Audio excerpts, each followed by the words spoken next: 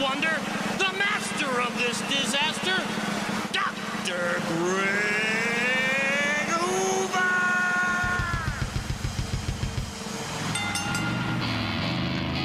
All right, here we go. Another day, another morning show, and another morning for you to get up and get going. Hopefully you're ready to do that. Not sure that I am, but here we are, and we're doing it anyway. I am Greg Hoover, along with Bill Gore. Thanks for tuning in this morning. It is a Tuesday morning. It is near the end of the month of April. The 29th is the official date up on the board, so we're going to go with that. It is, well, here's what we have in store for you today on the morning show. Jason Gabler, Chris Palladino join us to present their number 6 song and their list of their favorite top 10 songs of all time. It is, as we say, one of those rare experiences here on the morning show when you actually hear like whole songs. We don't do it very often, so enjoy it while you can. 8 o'clock hour, we welcome Ryan Gibbs, the producing artistic director of the Totem Pole Playhouse. I'll find out what's going on at the Totem Pole, what's new, what's not new, what's old, what's there, what you can do. It's all right here today on the morning show. And then at 9 o'clock, I like to go through the whole day while we're talking. At 9 o'clock, it will be Dave Kipp. Yes, always good to see Dave Kipp. He'll be in today, Mystery Oldie of the Day, and number 1 blast from the past, and all that stuff right here, right now, today on the radio. And we're not done now. Let's not complete the day yet. Baseball on the radio today. High school baseball, as a matter of fact. Greencastle Antrim boys baseball team returns to home, take on a Route 16 rival in Waynesboro. Boys are currently tied for first place in the Mid-Penn Colonial Division. They sit in 15th place and need to be in the top 14 to make the District 5A cut. Big game. First pitch scheduled for 4:15 with the pregame getting underway at 4 o'clock for all the games. If you can't make it to the game, join us here at 93.7 WRGG for all the action. John Freeman has the call today. Whew, got that all taken care of. Ready to go? Let's go. 5, 4, 3, 2, 1.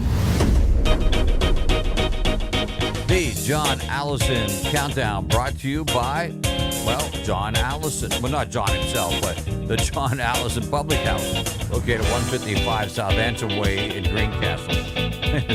We appreciate John.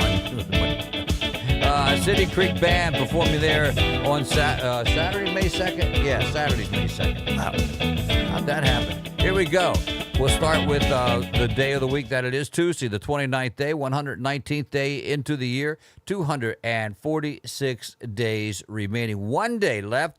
Get your car inspected. That's today and tomorrow, technically. But if you don't have it planned for today, it's not going to happen. If you don't have it planned for tomorrow, it's probably not going to happen either. But we suggest immediately, as soon as you possibly can. Got to wait till everybody gets into the business place there. But give Dixon's or Antrim Way a call and schedule that appointment.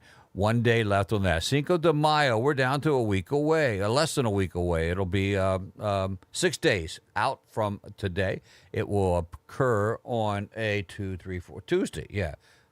Yeah, 6 days, a week left on that one. G Olympics is at 9 day. That's on a Thursday at the track in Greencastle. Come on out and support the Greencastle Antrim G Olympics. 9 days left. 11 days now to the Shred event. Hopefully you're getting your stuff together that you need to have shred.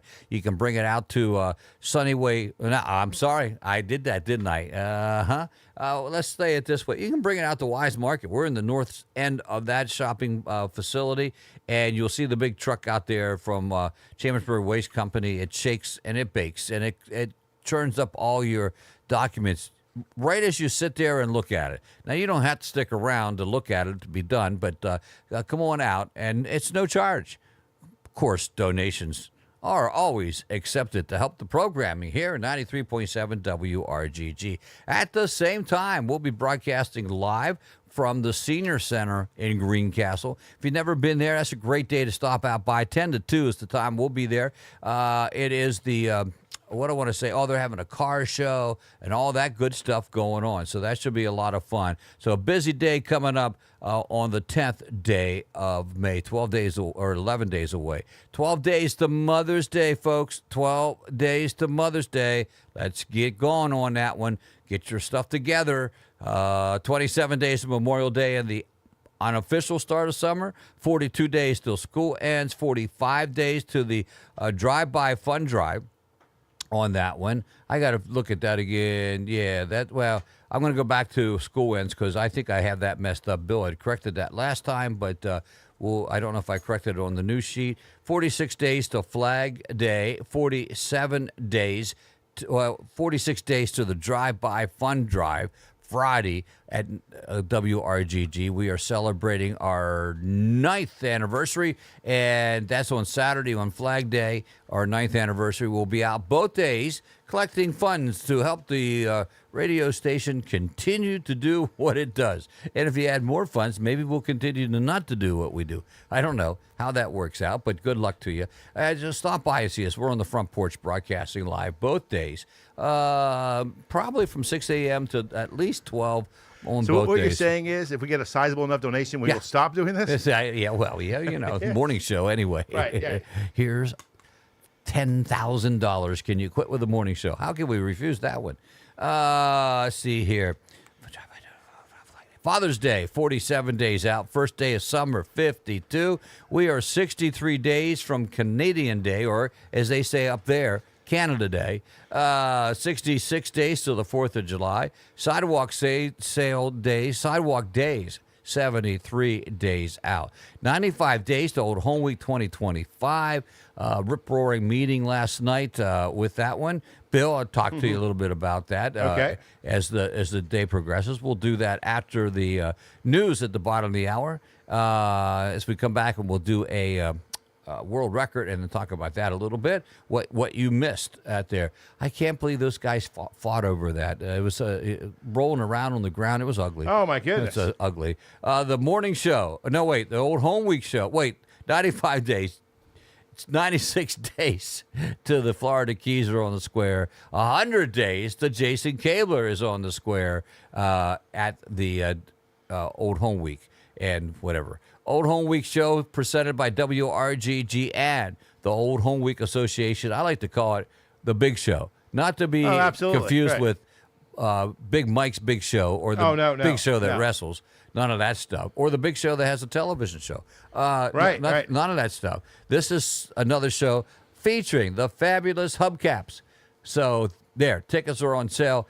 Actually, they're on sale at 717-597-5460. But during the storm, the phone went down for Wade and Linda, so they don't have it fixed yet. Oh, wow. And as I said yesterday, someone says, they don't have it fixed yet? That was Vernon yelling back at me. They don't have it fixed yet? I said, well, they have this thing, and I don't quite understand it. I think it's called a landline.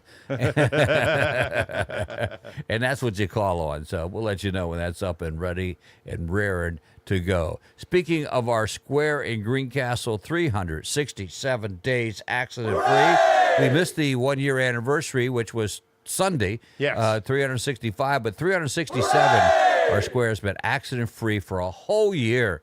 If I had a button that says hallelujah, I'd hit that, but this is the best I got. 3,321 days we've been on the air here at WRGG. The morning show today, 2015 blessed episodes. Yes! Unbelievable. Yes! I don't know how we do it. Yes!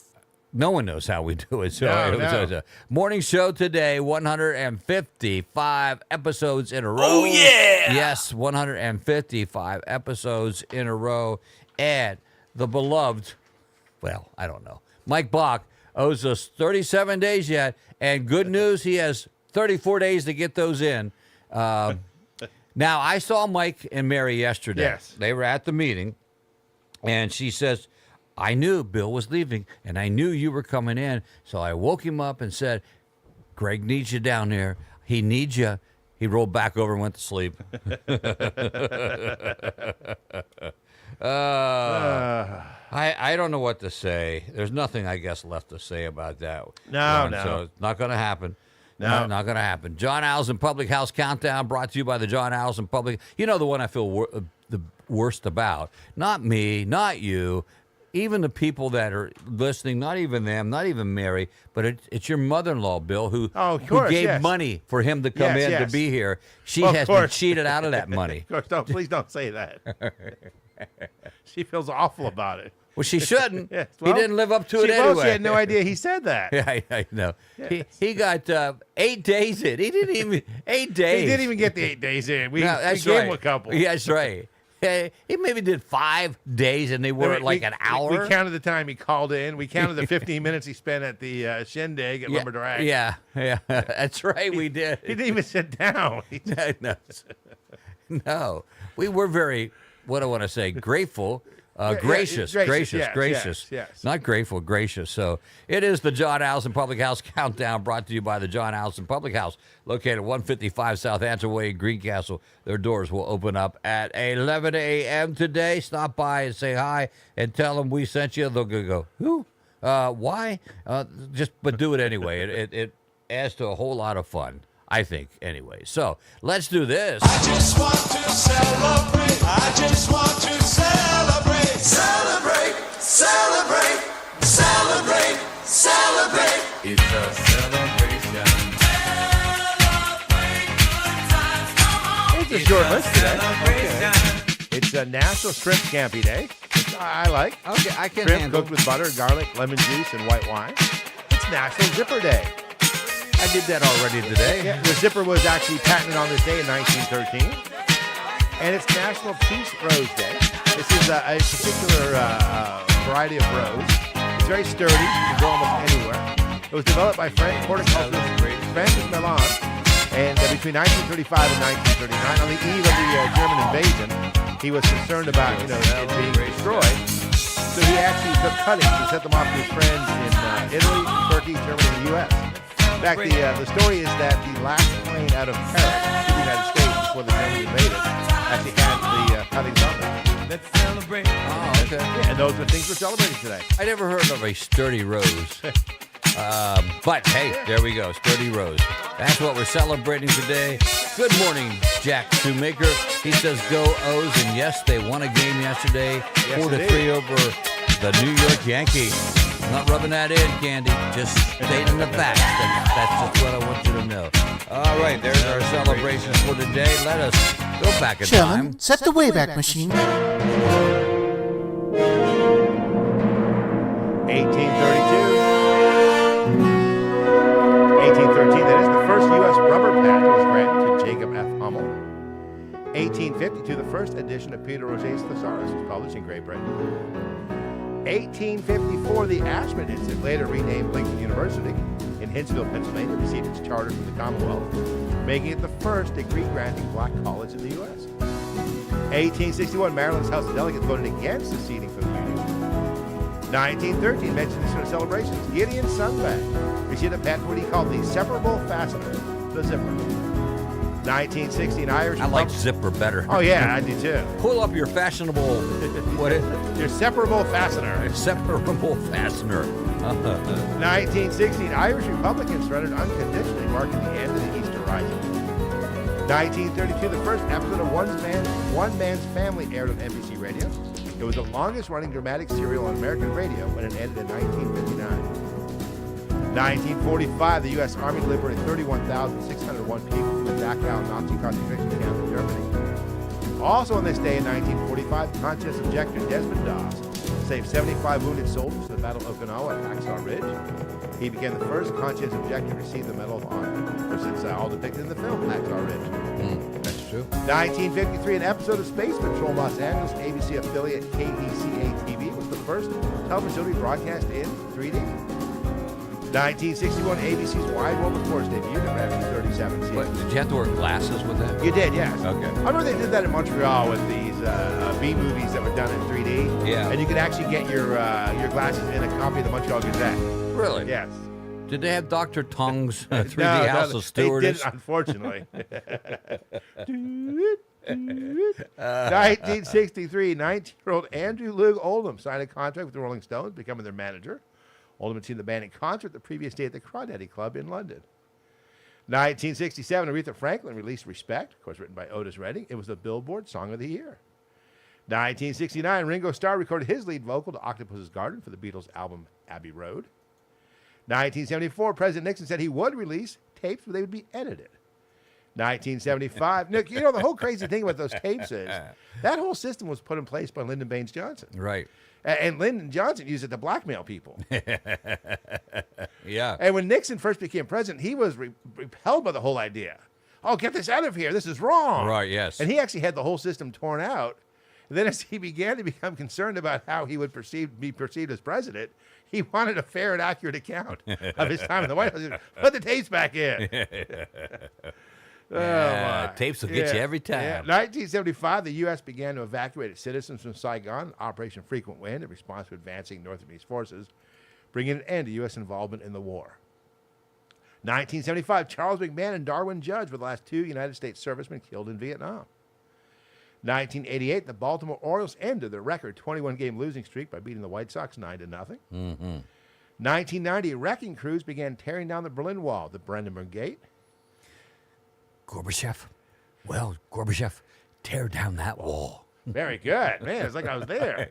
1991, Don't Rock the Jukebox was released by Alan Jackson. Billboard Song of the Year. That was one of the songs in my life that at that time put me into a country music stage. Now, I was doing the very popular hit country video TV show. And I watched that show. Yes, indeed. And that was the one that song came on, and I like this. Yes, indeed. I like this.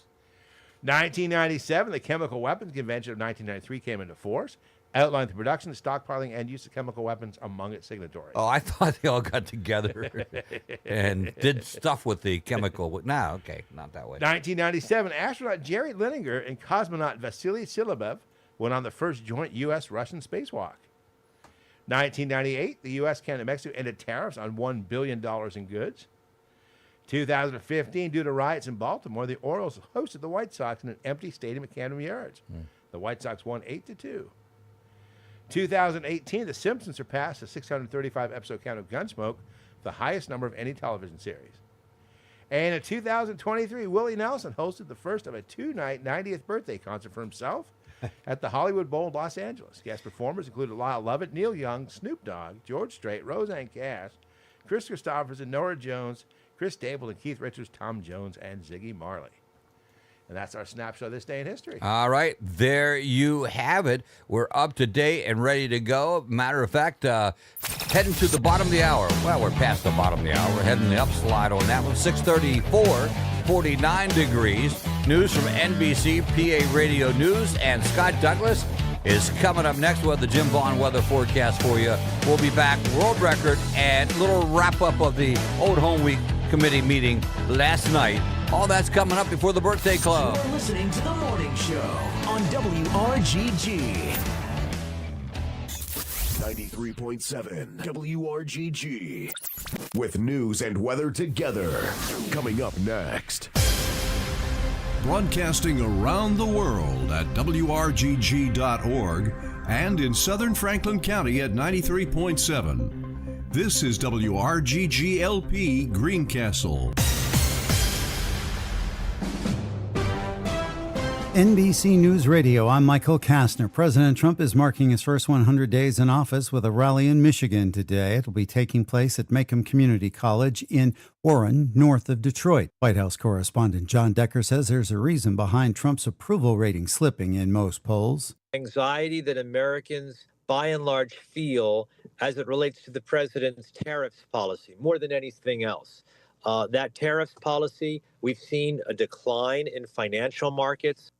4 children are dead after a car crashed into a building hosting an after-school camp in Chatham, Illinois. Several other people were also injured. It's still not known if the crash was intentional, while the driver is the only person in the vehicle. And Lily Allen is apologizing for her comments about Katy Perry's trip to space in the latest episode of her Miss Me podcast. Allen apologized for describing the pop star's participation in the Blue Origin flight as out of touch. Michael Kastner, NBC News Radio. Hey, Ben, having car troubles? My car's not running right. Me back on the road again. I know where you can take it. Dixon Service Center, 260 North Carlisle Street in Greencastle. They're beside the Jerome King Playground. Go see Dave and Paul Dixon for all of your complete auto and light truck repairs. These guys have been doing it since 1977. They can do almost anything. On the road again. If your vehicle is giving you troubles, they're the ones to see. Call Dave or Paul at 717-597-2010. I'm Ben Thomas Jr., and I approved this message. Dixon Service Center, another fine sponsor making the programming of WRGG possible. This is a Radio PA news update. The Vatican has announced that the conclave to elect the new pope will begin on May 7th. Cardinals will gather in the Sistine Chapel under strict secrecy to vote for the next pontiff. Cardinal Angel Sixto Rossi of Argentina expressed hope for unity, although divisions do remain. Some cardinals wish to continue Pope Francis' pastoral approach, while others push for a return of traditional doctrines. Although Francis appointed many electors, not all fully support his vision. The conclave is expected to draw worldwide attention due to its political and religious influence. Russian President Vladimir Putin has declared a temporary ceasefire from May 8th to May 10th in observance of the 80th anniversary of Victory Day, marking the Soviet Union's triumph over Nazi Germany. Putin's statement called for a halt to all hostilities during this period, urging Ukraine to follow suit. However, Ukrainian President Volodymyr Zelensky has called for a longer, unconditional ceasefire, warning that Russia may be using the pause to deceive the world and prolong the war. Zelensky emphasized the need for full pressure on Russia to ensure lasting peace. Bernie Sanders is bringing his fighting oligarchy tour to Pennsylvania. John Schaefer has more. The Vermont senator and former Democratic presidential candidate has announced a stop at the Farm Show Complex and Expo Center this Friday and a stop at Lehigh University this Saturday. Sanders has traveled to several states since the start of President Trump's second term in office to speak out against the influence of wealth and corporate interests in U.S. government.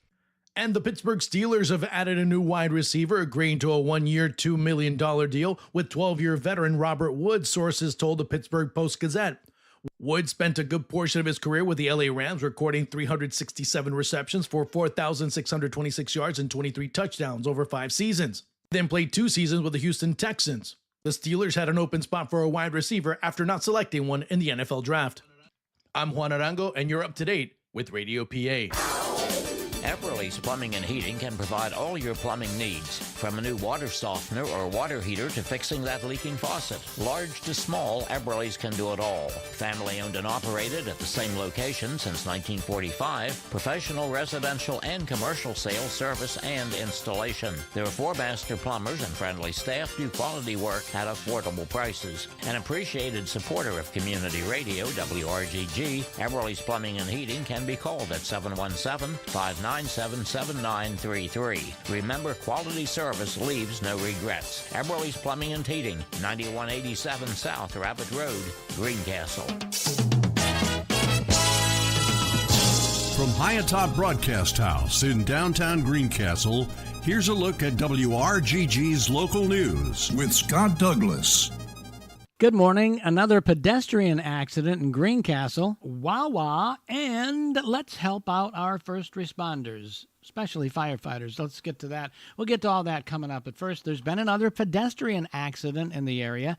Greencastle police were called to the intersection of North Allison Street and Tyrone Street in the borough and found a 39-year-old woman had been hit by a car. Margot Cook from Boonesboro, Maryland, had a leg and head injury and was taken to Meritus Medical. Then she was transported to shock trauma in Baltimore. The driver of the vehicle stayed on scene, and Greencastle police are asking anyone with video of the accident, please call them. A GoFundMe has already been set up for Miss Cook, and it has raised over $10,000 for her medical expenses. Sad news in Shippensburg. Coroner was called after a double fatal accident at the intersection of Old Scotland and Pineville Roads in Shippensburg yesterday morning around 10, after one car ran into the back of another, forcing the first car to cross the center line and run head-on into an 18-wheeler. The 2 people in that car Alan and Alberta Pensinger of Shippensburg, both 82 years old, died at the scene. The truck driver was uninjured. No word on the third driver involved. Greencastle Mayor Ben Thomas Jr. has a new report on the Echo Pilot. This time the mayor writes about the weather, the borough's emergency declaration, the Penn State weather station in town, getting your garden ready, and Greencastle Borough updates. You can read all about it in the Echo Pilot. Now, as you've already heard here on WRGG, or in case you missed it, construction is now underway for a Wawa in Greencastle, out on Buchanan Trail East at the Grindstone Hill Road intersection, right beside the Keystone Car Wash and across the street from the Sheets. No word on when that Wawa might be open. Road work in Franklin County this week includes pipe replacement work on Lettsburg Road, Antrim Township, base road repair work on Timmins Road in Fannett Township, pipe replacement on Cider Press Road in Guilford Township, and the bridge washing project continues all over the county in different places. And finally, a recent Facebook post is asking for extra support for first responders in our area in regards especially to the recent wildfires and the many hours firefighters are putting in fighting those fires. Needs may vary with each fire department, but consider supporting them through monetary donations or non-perishable items like Gatorade, snacks, and water at their stations. Scott Douglas, 93.7 WRGG. Franklin Hospice, a nonprofit provider of hospice care and end-of-life services, has been licensed in Pennsylvania and is now open to serve patients and their families. This organization also operates Hospice of Washington County, which has built a trusted reputation of quality caring for over 40 years. The team at Franklin Hospice consists of nurses, social workers, CNAs, chaplains, volunteers, and bereavement staff. They will work with the hospice physician and the patient's primary physician to offer a number of services, including managing the patient's pain and symptoms, assisting the patient with the emotional, psychological, and spiritual effects of dying, providing needed medications, supplies, and equipment, coaching the family and caregivers how to care for the patient, and providing bereavement care and counseling to surviving family and friends. Franklin Hospice is available 24 hours a day, 7 days a week, 365 days a year to provide support. For more information, call 717-504-3465 or visit franklinhospice.org, a nonprofit organization.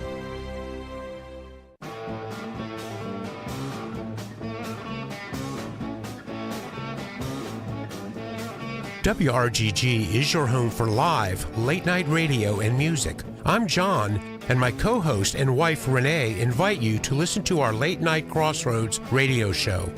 The Crossroads is where any and all musical styles and genres meet and hit the airwaves, always live from the RGG studios. Again, it's Late Night Crossroads. When? Saturday mornings from 2 a.m. until whenever the music's over, live and exclusively on WRGG. WRGG weather. Now the weather forecast for WRGG. Showers and thunderstorms into Saturday, dry weather Saturday night into Monday. For today, mostly sunny skies with a chance of isolated afternoon showers and thunderstorms, high around 84. Tonight, partly to mostly cloudy with a chance of showers and isolated thunderstorms, low around 64. Wednesday, partly sunny with a chance of isolated showers, high around 79. Wednesday night, increasing cloudiness with a chance of isolated showers, low around 58. And Thursday, mostly cloudy skies with a chance of scattered showers and isolated thunderstorms, high around 80. For WRGG, I'm nowcast meteorologist Jim Vaughn. Currently 51 degrees. Let me do it again. Currently 51 degrees, cloudy. It says cloudy, but it doesn't look cloudy outside. We're going to go with the sunny skies in downtown Greencastle. Humidity at 75%. Record high today, 90 degrees. That came back in 1974. We're getting up to about 84 today, but no record. 26 degrees in 1922, the record low. Average temperatures for today between 44 and 68 degrees. The sun is up 6:13. That's what I need to say. And we'll set at 8:03 in the p.m. 13 hours, 50 minutes of daylight. Again, temperatures at 51 degrees at 93.7 WRGG and on the web at WRGG.org. I'm Greg Hoover. He's Bill Gore. Thanks for tuning in this morning. It is a Tuesday morning, and we used to what do we want to say here? Used to say this was the Tito Jackson of the days of the week. Yes. Yeah, but since he passed, it felt bad. Just felt bad to say that. So, Yeah. But nevertheless, it's the Tito Jackson day of the week. It really doesn't do much. It's no. It serves its purpose. It does. Yeah. It's the interlude between Monday and Wednesday, because Monday's the terrible Monday, and then Wednesday's the hump day. Thursday you get excited because the weekend's coming, and Friday's Friday, and then Saturday's the weekend. So what's Tuesday? Well, sort of like Tito and the band. Yeah. Stand behind Michael. Don't get in the way. Was Tito the bass player? I don't know. You have to look that one up. I don't. What instrument did Tito Jackson play? I know one of them played guitar, one of them played bass, and then no one else played. I don't know. I don't know who the other guys were. Tito played guitar. Okay. Yeah. Tito played guitar. Yeah. Okay, we got. So he served a purpose. He did. He got you from Monday to Wednesday. And still doing so, right? I think we honor him. I think that's a great way of saying it. Yeah, it's a great way of saying it. Let's do this. World record. Well, this one's an interesting one, I must say. An Australian woman earned a Guinness World record with her collection of 1,035 minions. Yes, the little yellow mischief makers from the Despicable Me franchise. I love the Minions myself. I'm not going to collect them. Western Australia resident Lizzle Benek. I don't know how you say it down there. It says she fell in love with the Minions while watching the first Despicable Me film and started collecting merchandise about 15 years ago. I remember laughing so much at the cute little pill-shaped henchmen.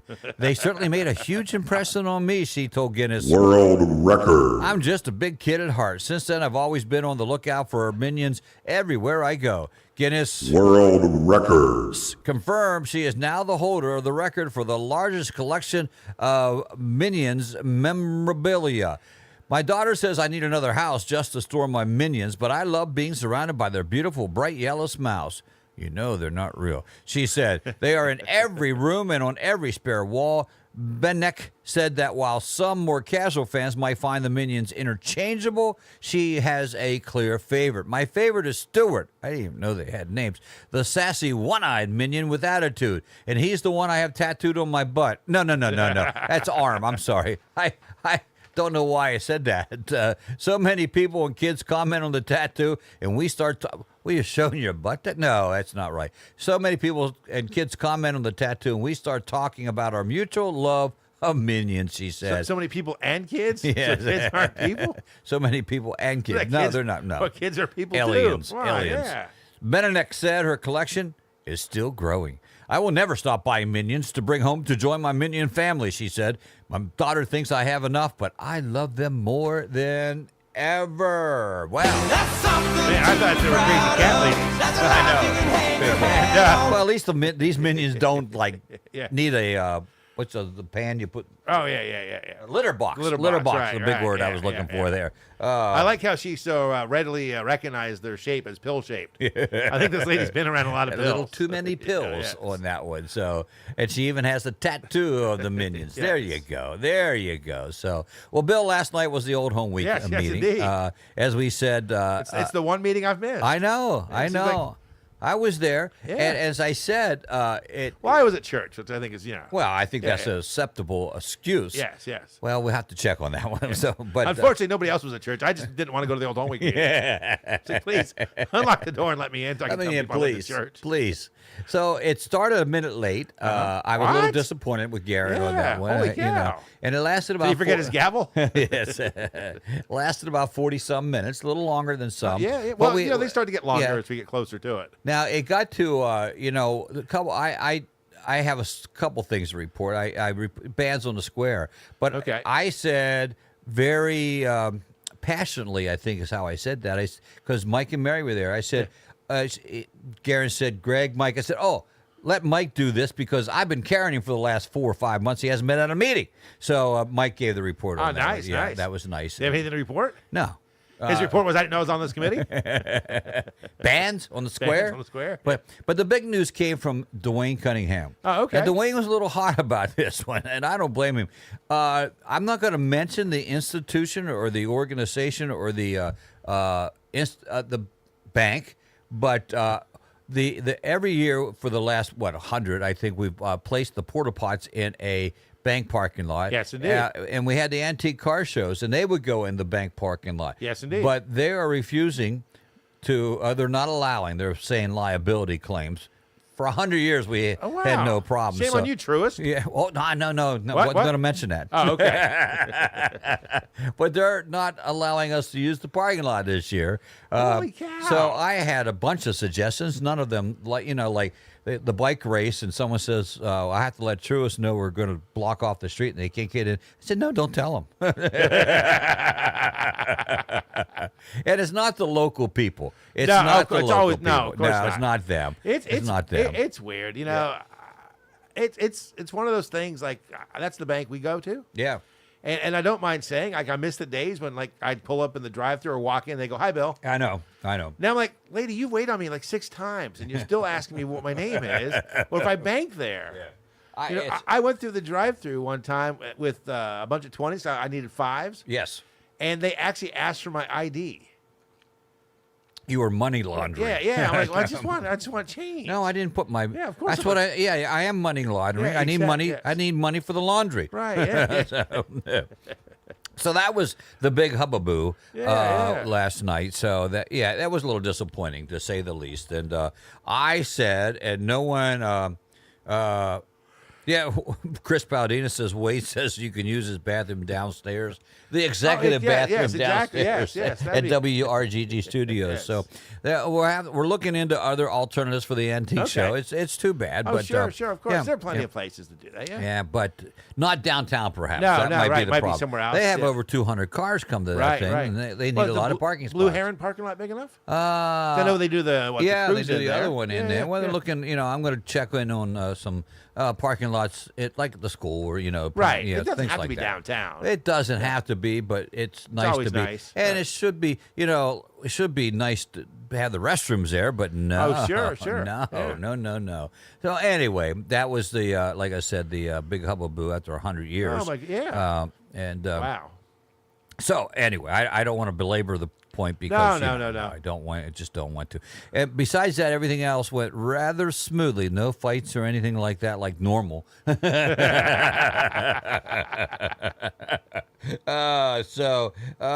That being said, it is 51 degrees right now. Showers and thunderstorms into Saturday. Dry weather Saturday night into Monday. But today, mostly sunny skies with a chance of isolated afternoon showers and thunderstorms. Highs around 85. Tonight, partly to mostly cloudy with a chance of showers and isolated thunderstorms. Lows around 64. For tomorrow, partly sunny with a chance of isolated showers. Highs around 79. Again, 51 degrees, 93.7 WRGG. Birthday club, Jason Cable on the way. Chris Palladino, everybody maybe. celebrates Hey, Greg, you want to birthday take the birthday club club? on W. Oh, you're not staying. Well, I got to leave at 8:30. Okay. So I'll miss the one at the end. All right. Well, now you tell me. Nah, just go ahead. All right. We'll do it again. 1863 saw the birth of William Randolph Hearst, American businessman, newspaper publisher, and politician, who developed the nation's largest newspaper chain and media company, Hearst Communications. He was twice elected to the U.S. House of Representatives, but ran unsuccessful for president, mayor of New York City, and governor of New York. Wow. Hearst was the inspiration for Charles Foster Kane, the lead character in Orson Welles' film Citizen Kane, and they hated each other. Well, it sounds like not many people liked him, so they didn't vote he's for him. incredibly anyway. unpopular. In fact, Rosebud, which figures prominently in Citizen Kane, right? That was actually the nickname of Hearst's mistress, and Orson Welles knew that, so he made sure that was rather prominent in the film. And then when the movie came out, Hearst ordered that none of his theaters would play it, right? And that all of his newspapers had to do negative reviews. Willie Nelson, born on this day in 1933, American singer, songwriter, guitarist. The songs include The Highway, Funny How Time Slips Away, Crazy, Hello Walls, and Always on My Mind. Nelson has acted in over 30 films, including The Electric Horseman, Honeysuckle Rose, and Thief. He holds a second-degree black belt in Taekwondo. He's a member of the Country Music Hall of Fame and the Rock and Roll Hall of Fame. Klaus Vormann, born on this day in 1938, German artist, musician, and record producer. He was the bassist for Manfred Band from 1966 to 1969, and performed as session musician on numerous recordings, including You're So Vain by Carly Simon, Lou Reed's Transformer album, and solo work by the former members of the Beatles. Vormann befriended the Beatles when they were in Hamburg in the early 1960s, and when designed the Revolver and Anthology album covers. 1945 saw the birth of Tammy Terrell, who was born Thomasina Winifred Montgomery. I am close. Yeah, I know. American singer and songwriter who recorded for Motown Records during the 1960s. She is best known for a series of duets with Marvin Gaye, including Ain't Nothing Like the Real Thing, You're All I Need to Get By, and Ain't No Mountain High Enough, which was inducted to the Grammy Hall of Fame in 1999. 1947 saw the birth of Tommy James, born Thomas Gregory Jackson, American musician, singer, songwriter, and record producer. Songs recorded by his band, Tommy James and the Shondells, include Moni Moni, Crimson and Clover, and I Think We're Alone Now. James was asked to perform at Woodstock, but was in Hawaii at the time, did not want to travel 6,000 miles to perform at an upstate New York pig farm. Yeah, but that's not going to be anything. That's how he put it, too. That's a No New York big pig deal. farm. Yeah. Because I always like how he came up with song titles, like Moni Moni, because he was living in New York at the time, the Mutual of New York. saw that. Yeah, saw the neon sign. And then Crimson and Clover, he said, were his two favorite colors, and two words he thought sounded good together. That's how I would do it. 1951 saw the birth of Dale Earnhardt, American professional stock car driver and team owner, who raced from 1975 to 2001, winning a total of 76 Winston Cup races, including 4 Winston 500s and the Daytona 500. He was the son of driver Ralph Earnhardt and father of Dale Earnhardt Jr. 1954 saw the birth of Jerry Seinfeld, American comedian, actor, writer, and producer, best known for the television show Seinfeld, which he created and wrote with Larry David. He is also the creator and host of the web series Comedians in Cars Getting Coffee. Kate Mulgrew, born on this day in 1955, American actress and author, best known for her roles as Captain Catherine Janeway in Star Trek Voyager and Red in Orange is the New Black. She first came to attention in the role of Mary Ryan in the daytime soap opera Ryan's Hope. Mulgrew's films include Remo Williams' Adventure Begins and Throw Mama from the Train. Daniel Day-Lewis, born on this day in 1957, English actor, who's received 3 Academy Awards for Best Actor for My Left Foot, There Will Be Blood, and Lincoln. His other films include The Last of the Mohicans, The Age of Innocence, A Room with a View, and Gangs of New York. He retired from acting in 1997, working as an apprentice shoemaker in Italy. Although he returned to acting, he announced his retirement again in 2017. You know, he's the quintessential method actor. Mm-hmm. Like, prior to filming The Last of the Mohicans, he actually went and lived in the woods. Did he really? Yeah, for like a few weeks. Wow. Hunted with a knife, built Yeah. his own lean-to, that sort of thing, just so he can get in character. Michelle Pfeiffer, born on this day also in 1957. American actress whose films include Scarface, Lady Hawk, Tequila Sunrise, The Fabulous Baker Boys, Wolf, Dangerous Minds, Dangerous Liaisons, and Batman Returns. Pfeiffer has played Janet Van Dyne in the Marvel Cinematic Universe since 2018, beginning with Ant-Man and the Wasp. In 2014, she was mentioned in 2 of the year's most popular songs, Uptown Funk by Mark Ronson featuring Bruno Mars, and Riptide by Vance Joy. I just mentioned both of those. Eve Plum, born on this day in 1958. American actress, singer, and painter, best known for portraying the middle daughter of Jan Brady on The Brady Bunch. Her other work includes the film Blue Ruin, the television film Dawn, Portrait of a Teenage Runaway, and the 1978 miniseries Little Women. Carney Wilson, born on this day in 1968. American singer, songwriter, and television personality. She's the daughter of Beach Boy Brian Wilson and co-founded the trio Wilson Phillips with her younger sister Winnie and China Phillips, the daughter of John and Michelle Phillips of the Mamas and the Papas. Their songs include Hold On, Release Me, and You Won't See Me Cry. And 1970 saw the birth of Uma Thurman, American actress whose films include Pulp Fiction, Gattaca, Kill Bill Volume 1, Kill Bill Volume 2, The Adventures of Baron Munchausen, The Truth About Cats and Dogs, Beautiful Girls, and Dangerous Liaisons. In 2015, the band Fall Out Boy released a song entitled Uma Thurman. But, Greg, I think you have the real celebrity birthdays for us. I do. Here they are for today. And quite the list today for the 29th day of April. Our former intern, Ethan Shank. Oh, nice. Ethan's turning 21 today. Wow. When did that happen? How'd that happen? Oh, I know. I don't know. He was just a fuzzy-haired little kid when he started here at the age of 3. But well, maybe not that young, but... so happy birthday, Ethan. Leah Horn's having a birthday. Linda Mason, along with Marco Carl. The Reverend Guy, or as we call him, Gooey Camp, having a birthday today. That came by, Gooey was the name we called him because Yes. they saw G-U-Y and someone called him, Gooey. What's Gooey? Gooey. It's Guy Camp, but they called him Gooey, so we call him Gooey.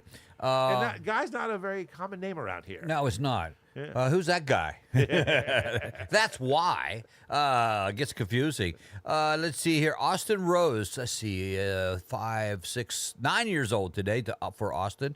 along with Ray Webb. I had Ray Webb on yesterday or the day before or something like that. Had a lot of birthdays. And Adam Smith has a birthday today, and Kathy Stotler is celebrating a birthday today. Happy birthday, Kathy. Kathy helps me with the birthday club because when I announce someone that might have passed, she'll let me know because she knows, thank goodness. Or if someone's like, they're not married anymore. Right. Yes. I just put this on a list. I mean, it's hard to keep up to date, I guess, and she helps with that one. But anyway, happy birthday, Kathy. Along with Ryan and Jackie Rose having an anniversary today as well. It is the Birthday Club right here at 93.7 WRGG, something we do each and every day, 3 times a day in the morning show, 6 days a week. Oh, we do it 18 times. So if you'd like to get your name on the Birthday Club, send us your information to studio at WRGG.org or simply go to our webpage. It'll do the trick there, and we're ready to go with it. All right, Jason Cabler standing by. Chris Palladino, he may have to work. So, I hate it. I hate that when that happens, when you really have to work. Yeah, thanks, Jason, for that interlude. So, with that in mind, off we go. 93.7 WRGG. To the news. With news and weather together. Coming up next. Broadcasting from the Wade Lynn Studios high above the broadcast house in downtown Greencastle. We are 93.7 WRGG LP Greencastle. NBC News Radio, I'm Michael Kastner. President Trump is marking his first 100 days in office with a rally in Michigan today. It'll be taking place at Macomb Community College in Warren, north of Detroit. These New York voters have some advice for him. Keep the money in our country. Go ahead with the tariffs because they're going to work. More help for the veterans. Continue to work toward making things more affordable for the middle class. Try to be more nonpartisan. Keep going. An ABC News poll says just 39% of respondents approve of the president's job performance compared to 45% in a CBS News survey. NBC News Stay Tuned poll found 55% of Americans disapprove of how Trump has handled the presidency, while 45% approve. 4 minors are dead after a car crashed into a building hosting an after-school camp in Chatham, Illinois. Several other people were also injured. It's still unknown if the crash was intentional, with the driver the only person in the vehicle. Canadians made their voices heard in Monday's federal elections, picking Prime Minister Mark Carney's Liberals to continue leading the country. James Matthews reports from Ottawa. They were dead and buried as an electoral force just a few short months ago. But of course, what happened was that Donald Trump was talking about annexing Canada, and Canadians turned to Carney and the Liberals because they were the party that styled themselves the anti-Trump. Nearly 800 illegal immigrants have been arrested in the past week across the state of Florida as part of President Trump's immigration policy. That's according to U.S. Immigration and Customs Enforcement, which reports that most of the arrests occurred in major cities in Florida through what has been dubbed Operation Tidal Wave. S&P 500 futures are little changed after the broad index notched its 5th straight winning day. Michael Kastner, NBC News Radio. If you want the highest quality, locally grown fruits and produce nature will allow, and so much more. Tracy's Orchard, 12483 Hollowell Church Road in Greencastle, 717-597-7565. Tracy's is a 4th-generation family-run orchard started in 1908 by the Ira Barr family. There's nothing better than their homemade goods, jams, jellies, pie fillings, ciders, and freshly baked pies made with their products. Tracy's Orchard, stop on by. Tracy's Orchard, helping to sponsor the programming on WRGG. Right here in hometown Greencastle, you'll find a great one-stop shop for the freshest cuts of meat and delicious home-style deli items. Branded Meats and Deli, 102 South Ansel Way, features certified Angus beef and they will cut steaks to your liking. Branded offers daily smoked meat specials. Their subs are made to your request. Always fresh, homemade salads, including macaroni, potato, cream slaw, and others. Looking for something for yourself for lunch or everything for that evening meal? You'll find it at Brandon Meats, South Antrim Way, Greencastle. Open Mondays 8 a.m. till 3 p.m., Tuesday through Friday 8 a.m. till 6 p.m., Saturdays 8 till 4. Branded Meats, supporting community radio, WRGG. Fun Castle Fun Center, 3054 Buchanan Trail East, Greencastle. Mini golf, go-karts, batting cages, arcades, birthday party packages. Located in Wayne Castle, 717-593-9621. Fun Castle Fun Center, sponsoring programming here on WRGG. Are you born with destiny? Or does it just come knocking at your door? He's a young singer from Memphis, Tennessee, Mr. Elvis Presley.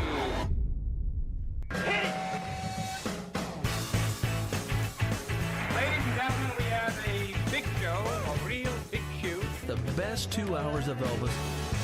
Every Sunday from 2 to 4 p.m. And the replay Thursday nights at 10 p.m. on 93.7 WRGG. Blue Suede Connection. We are your Blue Suede Connection. WRGG weather. Now the weather forecast for WRGG. Showers and thunderstorms into Saturday, dry weather Saturday night into Monday. For today, mostly sunny skies with a chance of isolated afternoon showers and thunderstorms, high around 84. Tonight, partly to mostly cloudy with a chance of showers and isolated thunderstorms, low around 64. Wednesday, partly sunny with a chance of isolated showers, high around 79. Wednesday night, increasing cloudiness with a chance of isolated showers, low around 58. And Thursday, mostly cloudy skies with a chance of scattered showers and isolated thunderstorms, high around 80. For WRGG, I'm Nowcast meteorologist Jim Vaughn. 51 degrees, sunny skies in downtown Greencastle. Humidity at 73%. Record high for today, 90 degrees. Back in 1974, 26 degrees on this date in 1922. Average temperatures for today between 44 and 68. Sun made an appearance 6:13. It'll set at 8:03, and that'll give us 13 hours and 50 minutes of daylight. Again, temperature is setting at 51 degrees under sunny skies at 93.7 WRGG and on the web at WRGG.org. Now back to the morning show on 93.7 WRGG. And welcome back to the morning show. I am Greg Hoover along with Bill Gore. On the Zoom machine right now, Jason Cabler, Chris Palladino join us. Gentlemen, as always, such a pleasure to see you and hear you this morning on this beautiful day in Greencastle. It is our top 5, well, I know, it's a top 10 songs of all time, our favorite top 10 songs of all time, and we are on number 6 today. Now, I will warn you, you'll hear some background noise. Chris is working hard at, well, I don't know what he's working hard at, but double duty at work. Double duty, yeah. He's at work, and so you might hear some background noise coming from that, but that's okay. We can handle that one. So we started with our 10th song. We worked our way up here to number 6. I think I missed last week when I had mine was Chicago 25 or 6-4, and I don't know what the others were. What was yours, Jason? Mine was Funny the Way It Is by Dave Matthews Band. All right, Chris, what was yours? I'm trying to remember. I can't remember. I know it was something that's in our. Oh, Walk Away, Renee by the Left Bank. Okay, Left Bank. Yes. Mine was Stay Renee by the Right Bank. So it was a no. Actually, Chris, Walk Away, Renee was the week before. You had The Sun Ain't Gonna Shine Anymore. Oh, that was the. Was it last week? I can't remember. Yeah, that was last week. Yeah. I know. And Bill, what was yours last week? Mine was the re-recording of Crying, where Roy Orbison did it that's right. Yeah. He did it as a duet with Katie Lang. Right. I remember you saying that one. So, all right, Jason, you're up on the list first. So. All right. My number was 6, right? Yeah, my number 6 song and I had to eventually get him on here because he's my favorite artist, and that's Tim Minchin. This is the Australian actor, comedian, playwright. He does it all. Driver. I don't know. I just threw that in there. He might as well be. I did have to, he only has a handful of songs that don't have certain words in that we're not allowed to play. Sure. But this is one of them. This is off his newest album. And number one, I think he's like the best piano player I've ever heard. I just think he's amazing. But I love his songwriting. The words, his turn and phrase is really great. And this is a sad song where this guy lost his girl, and all you can think of is about the absence of her. And when you start the video, Greg, you can fast forward like 17 seconds or so because it's a music video, and it starts with him walking into a big warehouse. Oh, okay. Well, I thought maybe if I hit that one button. That's the best part of the video. Yeah. Okay. Well, and this video is actually cool. I'll send you guys a link. I'd like you to watch it because it's one of the videos they actually. Well, hello, Greg. Well, wait a minute. Well, that's the ad. Okay, we'll skip that. And we're starting. They actually shoot this video in one big long take, and so I'll send you guys the links. I'd love for you to watch them because the first link will be the video, and the second link will be the behind the scenes, and you get to see how everyone's moving around to get the next scene ready. It's very cool. Okay. So you say we need to go to, well, about 16 seconds. There you go, right there. There we are. Tim Minchin. Minchin. Well, I mentioned his name once, so.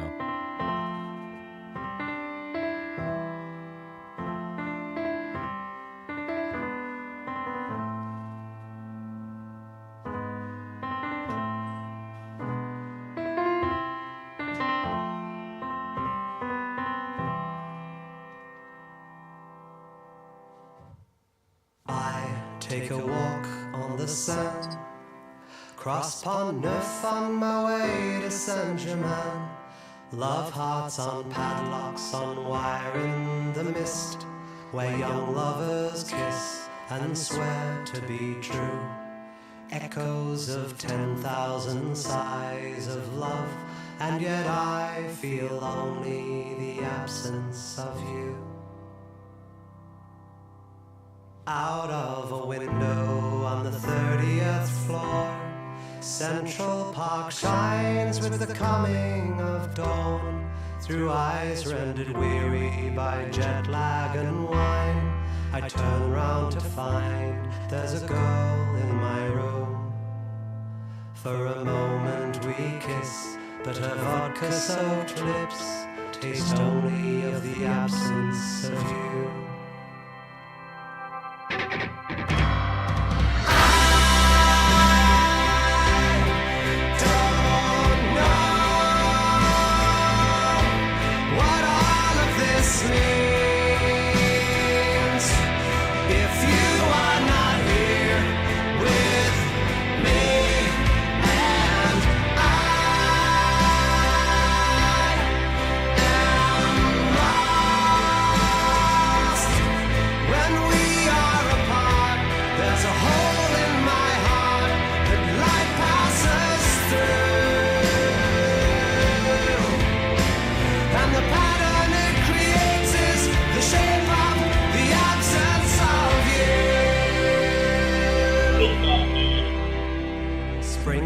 Been found hanging round Soho Square, so I take my coffee and newspaper there to bask in the not warm enough April sun with the workers who come to eat Pret with no shoes.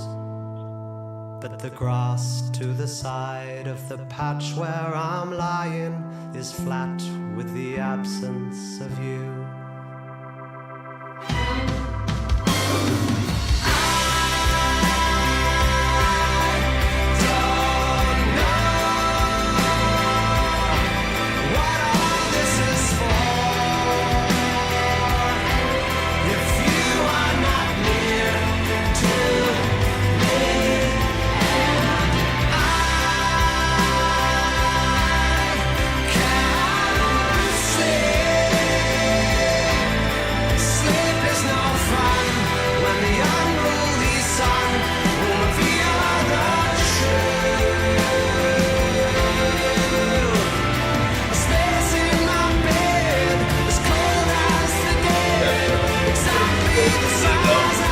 love it.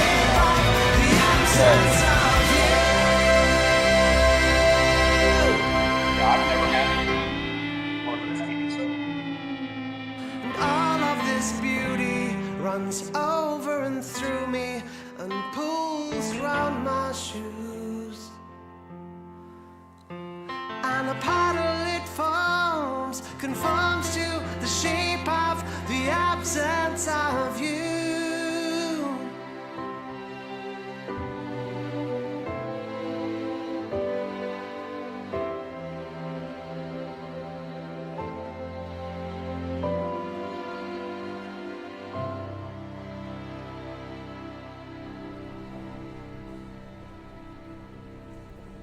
There you go.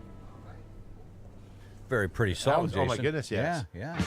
More boxes, more options. Granger has over 1,700 And boxes. I know before you say something, Jason, I can't mute him without muting the song. Right. Well, you yeah, had mentioned Chris, you do about know that muting there's a little Chris, microphone to your but I bottom can't- left it's all there on the same that you channel. can just click when you need That's to. technical talk here at the radio station. Right. Yeah. Okay, so all right, very good. I know that's your favorite Yes, artist. You indeed. talk about him a lot, and I can understand why you like him. Looks like you a little bit too. Yeah, he's only a double six. I know. Yeah, never mind. So Bill, not Bill. Let's go to Chris. Chris, your turn here. I know I'm contributing to some extraneous noise here, so once I sign off here, I'll just listen in on the radio. Okay, I got you. Okay. Yeah.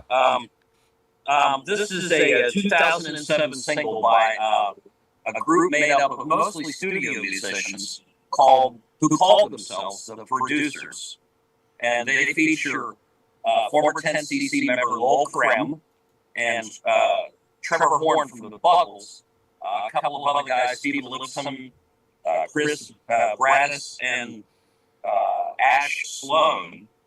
And between them, they have played on over 200 hit records. So they call themselves the Producers. They had one album, and this was their debut single again in 2007. I love this song, Barking Up the Right Tree. All right, here it is.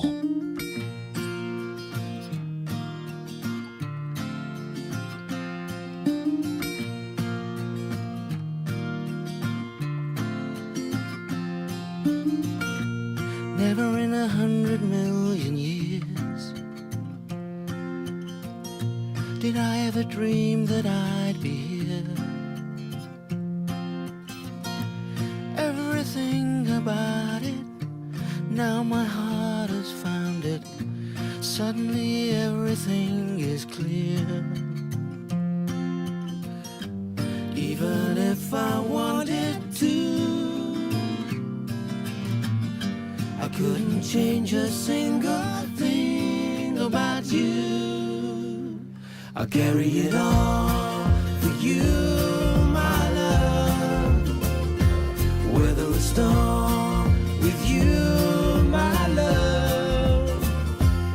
'Cause it's obvious to me, when barking up the right tree, I'll carry it all for you, my love.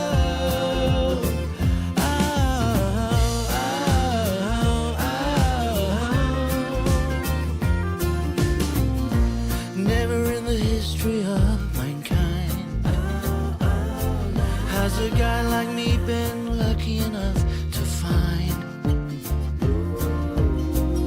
a love that made him feel so like some kind of superhero. But that's just how I feel inside. So I ask myself each night, where on earth did I go right? Oh, I'll carry it all for you, my love. Weather a storm with you, my love. I'll carry it all for you, my love. 'Cause it's obvious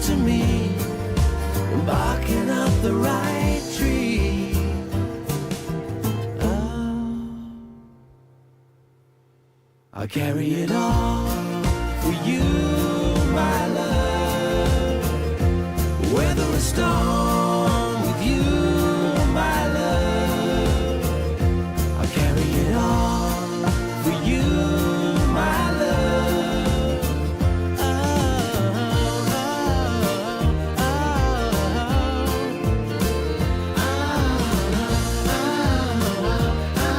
oh, I'll carry it all, carry it all, carry it all. I'll carry it all, carry it all, carry it all. I'll carry it all. That is Barking Up the Wrong Tree, the producers. That is Chris Palladino's number 6 song on his top 10 list. Chris continues to surprise me with his song selections because, you know, we always think of Chris rock and roll Palladino, and even though that is considered as a rock genre, that's a little bit more of a mellow song there. So yeah. I like all of his songs he's shown us and played for us over the last couple of weeks, but I really, this is probably my favorite. I really like the harmonies. I love the vibe of that song so much. It's a great song, Yeah. absolutely. Yeah, very good. So, all right, we turn our attention to the Royal Canadian. I don't know why I came up with. I mean, not that I came up with that. That's been used before. I'm no Guy Lombardo. But you played in the band. Yes, Yeah. Bill, you're up. All right, sir. I went with one of the great rock and roll songs of all time. And in honor of my son Malachi, we'll say the full title, including the parts in parentheses. I Can't Get No Satisfaction by the Rolling Stones. All right. You were right. Yep. One of the great songs of goodness. all time. Yeah. 1965, their first #1 song on Billboard. Of course, Keith Richards, Mick Jagger wrote this one. Of course, the guitar riff says it all. Of course, the guitar riff that came to him in his sleep. Wakes up in the morning, a tape recorder next to him. Have you ever heard the story? He had no idea what he recorded, so he rewound it and played it back. And the first few minutes is just him kind of fumbling around. Then he's playing an acoustic guitar, and the next thing it kicks on an electric guitar. And that's where that riff, probably one of the most famous riffs of all time, added to the National Recording Registry of the Library of Congress in 2006. So far, the only Stone song in the registry. It was inducted into the Grammy Hall of Fame in 1998. Back when I really got into the Stones back in high school, man, my buddy Tony and I, this was like our song. And it was this stupid thing we used to do. Like if it came on the radio, we would call each other. Yeah, that's strange. Yeah. Like, hey, Tony, it's on. Oh, yeah. Hey, it's on the radio. Yeah. And your voice is Like a 16-year-old girl would do, Bill. You might as well just go ahead and get Facebook. Exactly. But anyhow, and then I remember the conversation with my son. He's the Rolling Stones are his band. And I remember telling him one time, I said, I got into the Stones and the Clash and all those bands back in my angry young man phase. And he goes, Dad, that's the phase I'm in now. So are the Stones above Weezer for him? The Stones are above Weezer, yeah, but he'd be like a close second. Yeah, very close. I figured. His bucket list, because he's seen Weezer twice now. His bucket list is to see the Stones. That's the #1 on his bucket list, to see the Stones. Oh, don't do it. That's what I keep hearing. I saw him once. It was horrible. I mean, his version live, he was just like, I can't get no satisfaction. It was horrible. I was like, oh my God, what are these guys? I saw him in a pouring down rain at JFK Stadium in D.C. 30 years ago, maybe. It was the Steel Wheels Tour, as a matter of fact. I thought they were really good. I've heard different things. My sister saw them when they were in Montreal. Yeah. And, oh, man. Like a lot of bands. Guns N' Roses, you ask several different people, and the best concert they've ever seen and the worst concert. Right. Yeah, one of the two. So here it is, the Rolling Stones. You can recognize it by the very first guitar note that is hit. There it is. I can't get no satisfaction. It's like listening to the morning show.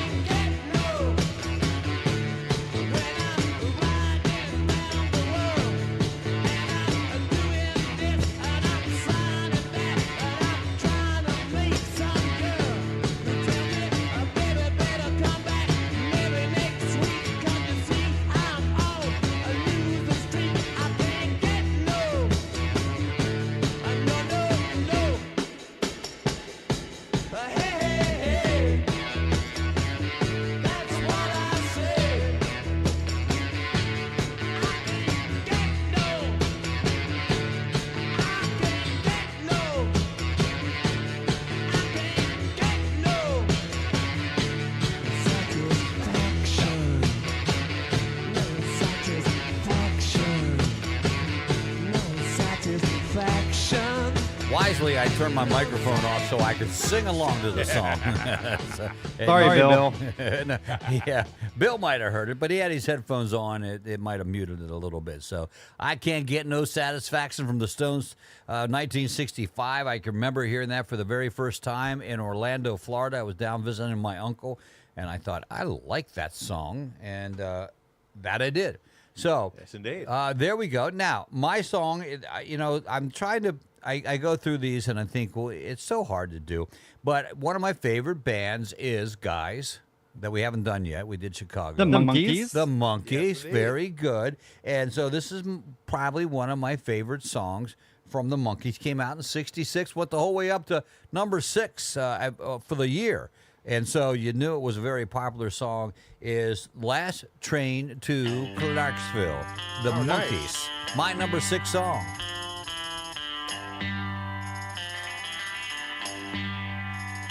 Take the last train to Clarksville and I'll meet you at the station. You can be here by 4:30, cause I've made your reservation. Don't be slow. No. Cause I'm leaving in the morning and I must see you again. We'll have one more night together till the morning brings my train and I must go. No. And I don't know if I'm ever coming home. Take the last train to Clarksville, I'll be waiting at the station. We'll have time for coffee, belated kisses, and a bit of conversation. No.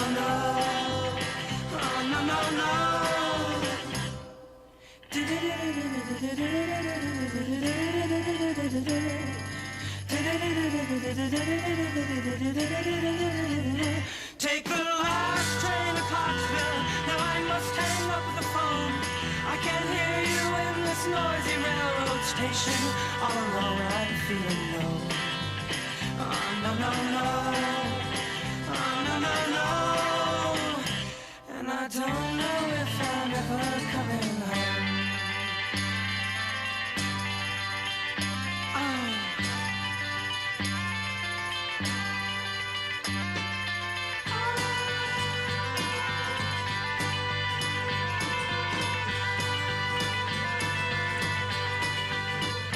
Take the last train to Clarksville and I'll meet you at the station. You can be here by 4:30, cause I've made your reservation. Don't be slow. No.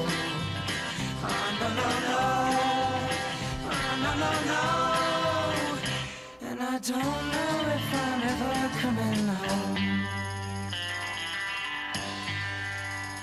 Take the last train to Clarksville.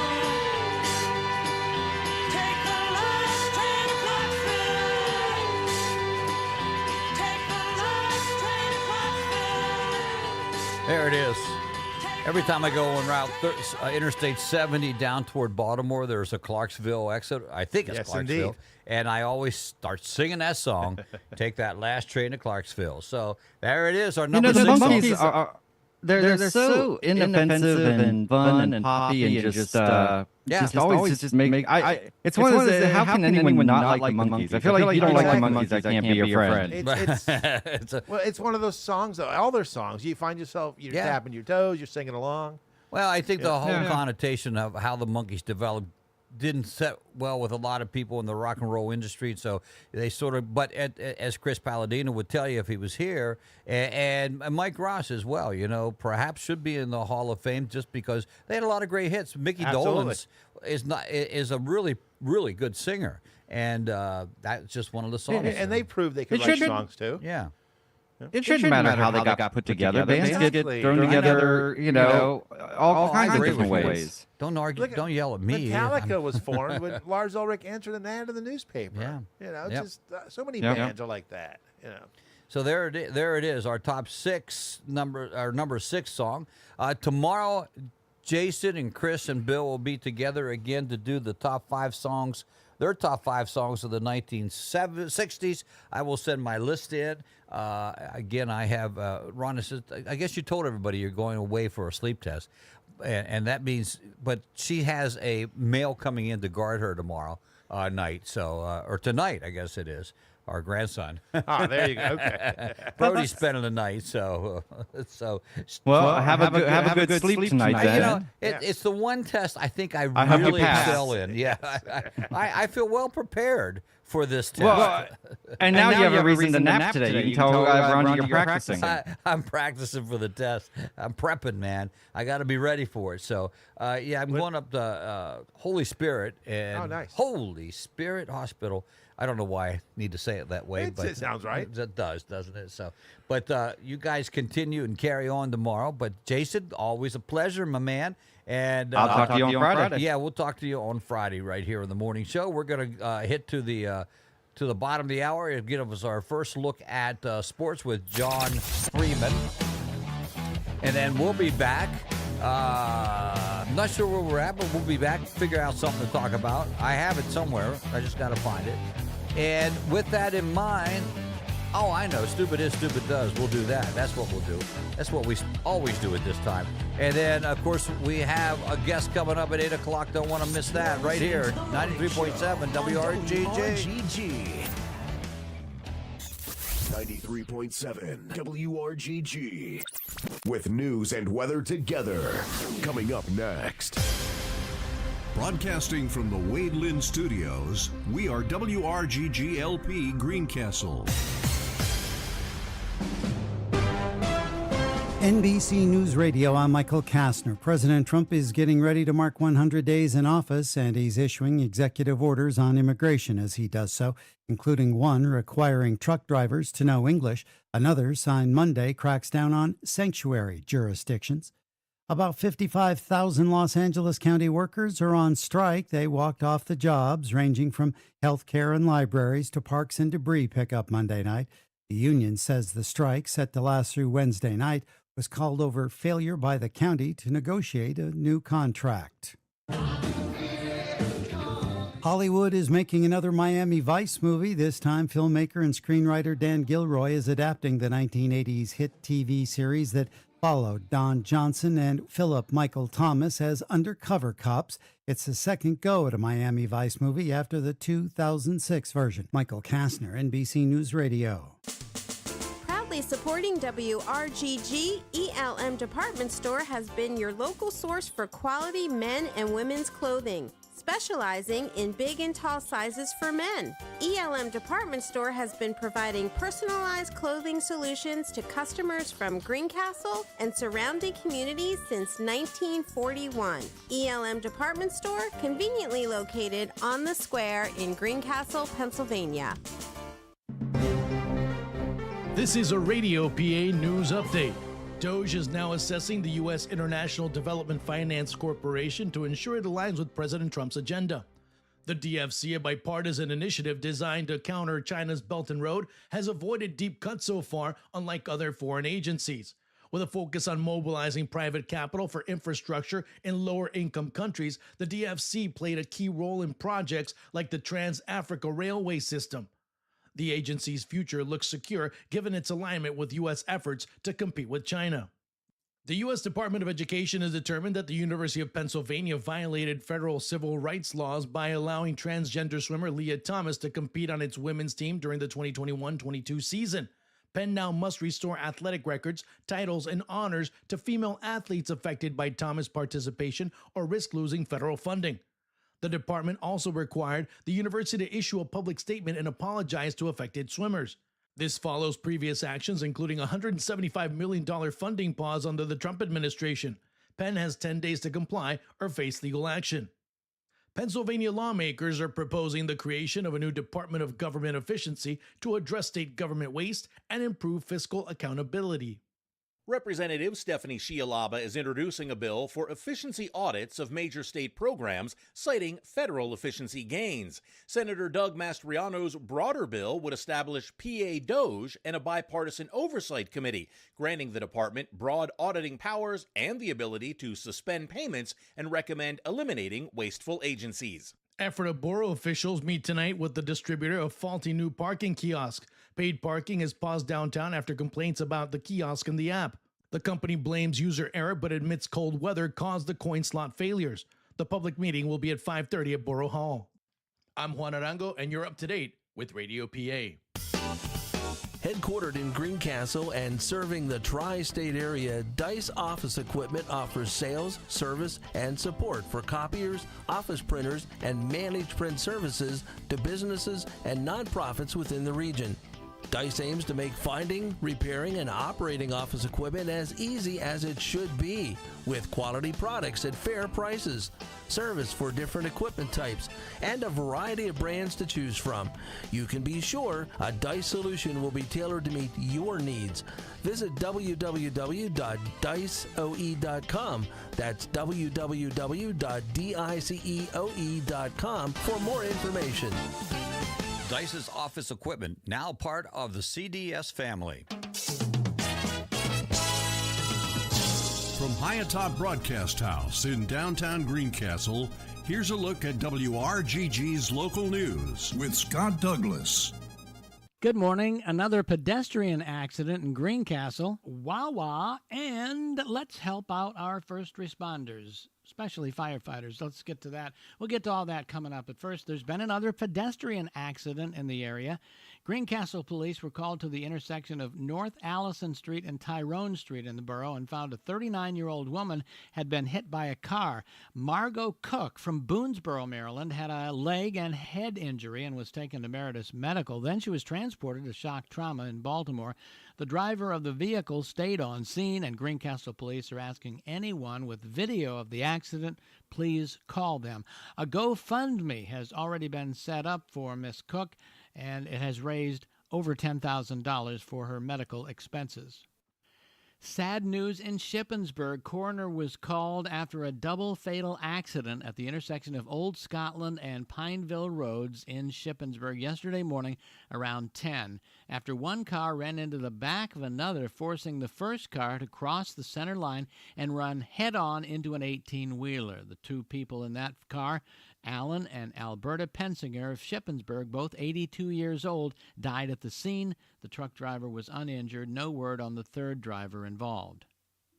Greencastle Mayor Ben Thomas Jr. has a new report on the Echo Pilot. This time the mayor writes about the weather, the borough's emergency declaration, the Penn State weather station in town, getting your garden ready, and Greencastle borough updates. You can read all about it in the Echo Pilot. Now, as you've already heard here on WRGG, or in case you missed it, construction is now underway for a Wawa in Greencastle, out on Buchanan Trail East at the Grindstone Hill Road intersection, right beside the Keystone Car Wash and across the street from the Sheets. No word on when that Wawa might be open. Road work in Franklin County this week includes pipe replacement work on Lettsburg Road, Antrim Township, base road repair work on Timmins Road in Fannett Township, pipe replacement on Cider Press Road in Guilford Township, and the bridge washing project continues all over the county in different places. And finally, a recent Facebook post is asking for extra support for first responders in our area in regards especially to the recent wildfires and the many hours firefighters are putting in fighting those fires. Needs may vary with each fire department, but consider supporting them through monetary donations or non-perishable items like Gatorade, snacks, and water at their stations. Scott Douglas, 93.7 WRGG. At M&T Bank, we believe in the power of together. Together, we can move communities forward while giving back. Together, we can support the small businesses that are dreaming big. Together, we can help families spend more time on what matters most. And together, we can achieve more than ever before. Learn more about M&T's commitment to the people, businesses, and community organizations we serve at mtb.com/togetherwecan or stop by any local M&T Bank branch. Member FDIC. Here's a look at local sports with John Freeman. It's back to work for the Blue Devil baseball team as they welcome a local rival. Good morning, everyone. I'm John Freeman reporting for WRGG Sports, brought to you by the John Allison Public House, 155 South Antrim Way in Greencastle, involved in your local community. Greencastle hosts Waynesboro this afternoon in a Mid-Penn Conference Colonial Division baseball matchup. The Blue Devils will be looking for the season sweep over the Indians after knocking off Waynesboro 9-1 back on April 3rd. First pitch from Greencastle is set for 4:15 this afternoon, and the game will be broadcast live on 93.7 FM WRGG and streaming at midpennbroadcasting.com, beginning with the pregame show around 4 o'clock. Meanwhile, the Blue Devils softball team will hit the road this afternoon as they take on Waynesboro, with that game also scheduled to get underway at 4:15. The Blue Devils softball team will also be looking for the season sweep as they defeated Waynesboro 8-1 on April 3rd. As of this morning, the Blue Devil girls softball team remains the number one team in the PIAA District 3 5A Power Rankings. They have a record of 13 wins and just one loss this season. Also in action this afternoon at home, the Blue Devil boys and girls track and field teams will be hosting Waynesboro in a Mid-Penn Conference Colonial Division dual meet. That event is scheduled to get underway on the track at Cayley Field this afternoon, beginning at 3:30. That's a look at sports for a Tuesday. Have a great day, everyone. I'm John Freeman reporting for WRGG Sports, brought to you by the John Allison Public House, 155 South Antrim Way in Greencastle, involved in your local community. How many number one songs can there be? If you guessed one, guess again. WRGG's library is filled with number one songs from the 50s, 60s, and everybody calls it the Sugar Shack. and 70s. Tonight's the night. WRGG 93.7 and on the web, WRGG.org. WRGG weather. Now the weather forecast for WRGG. Showers and thunderstorms into Saturday, dry weather Saturday night into Monday. For today, mostly sunny skies with a chance of isolated afternoon showers and thunderstorms, high around 84. Tonight, partly to mostly cloudy with a chance of showers and isolated thunderstorms, low around 64. Wednesday, partly sunny with a chance of isolated showers, high around 79. Wednesday night, increasing cloudiness with a chance of isolated showers, low around 58. And Thursday, mostly cloudy skies with a chance of scattered showers and isolated thunderstorms, high around 80. For WRGG, I'm nowcast meteorologist Jim Vaughn. 50 sunshining degrees in downtown Greencastle. Humidity has dropped to 59%. 90 degrees in 1974, the record high. We're safe from that, though we could get up into the 80s today. 26 degrees in 1922 is the record low. 44 to 68 are average temperatures for today. 6:13 in the morning, that's when the sun came up. 8:03 tonight's when it'll set. 13 hours and 50 minutes of daylight in store for us today. Beautiful day today. Take advantage with it. Isolated afternoon showers and thunderstorms could be a possibility. That doesn't mean it's going to. It just is a possibility. Isolated means it could happen here, could happen there, could happen anywhere. And partly to mostly cloudy with a chance of showers tonight. Same thing, isolated thunderstorms. So 56 degrees at 93.7 WRGG. I'm Greg. He is Bill. We're here on the morning show as we, at least he is each and every day of the week, it seems like. I try to be here as much as possible. So glad to be here today. Ryan Gibbs, the lesser known of the BG brothers, Yes, the Gibbs, indeed. brothers Gibbs, joins us, the producing artistic director of the Totem Pole Playhouse. And he'll be here in the 8 o'clock hour, talk about, the Totem Pole. So we'll see what's going on there. New season kicks off beginning of May. Yeah, I know. Yeah. I thought it was already underway, but it has. I guess it hasn't really started yet, huh? May's not here yet, so That's right. I should know that. The date's the 29th. So, all right, let's do. Stupid is as stupid does, sir. Mama says stupid is as stupid does. Stupid is as stupid doesn't. Stupid is as stupid does, sir. Stupid is as stupid does, sir. And people are crazy. People are crazy. They are. Oh my goodness, yes. Downright stupid. That's the name of the show or program. The segment. Thank you. Couldn't think of the magic word there. 6 of them today. Here we go. Number 1, 2 Norwegians thought they had the perfect escape vehicle for their heist, a rowboat. Police said. Here's the idea. Police said the men were trying to rob a larger boat when an alarm alerted crew members, who quickly arrived and saw the two men trying to flee in a small rowboat. Their paddling attempts were hopeless, to say the least. A witness said each man was on an oar and they were rowing in opposite directions. The crew of the larger boat, after laughing at them, gave chase, and it didn't take long to catch the crooks since they were rowing in a circle. You know, you should practice the escape route. I think. Tips for thieves. Practice a little bit there. Number 2. They were rowing in opposite directions. Yes, they're going in circles, yelling at each other. I am sure. Of course. I'm sure they were. This one you probably heard already. Please tell me they were like Skipper and Gilligan. Yeah, I know. They had little captain's hats on and those Gilligan type hats. Yeah. 4 people have been arrested by the Baker, Louisiana Police Department for riding horses through a Walmart last week. Been about 2 weeks ago. By Friday morning, all 4 riders had turned themselves in. One of the Walmart cowboys claimed there was really no specific reason for their action, stating, "That's my emotional support animal there." The riders faced multiple charges, including disturbing the peace and unlawful posting of criminal activity for notoriety and publicity. Yeah. I mean, I don't know. Yeah. You know, they just did it to be wise guys. Of course, exactly. Yeah, wise guys, eh? Number 3. Now, yesterday we had the stupidest stupid does. The story was guy didn't want to thought his girlfriend could do better at the test. Accountant test. Yes. The national accountant test. So he sent her in with his ID, a photo ID, right? Which they recognized right away. Surprisingly, not him, right? Yeah, that was not just him. stupid. Well, a passenger traveling on a train through Germany was caught by ticket inspectors using a driver's license bearing the name and image of Vladimir Putin.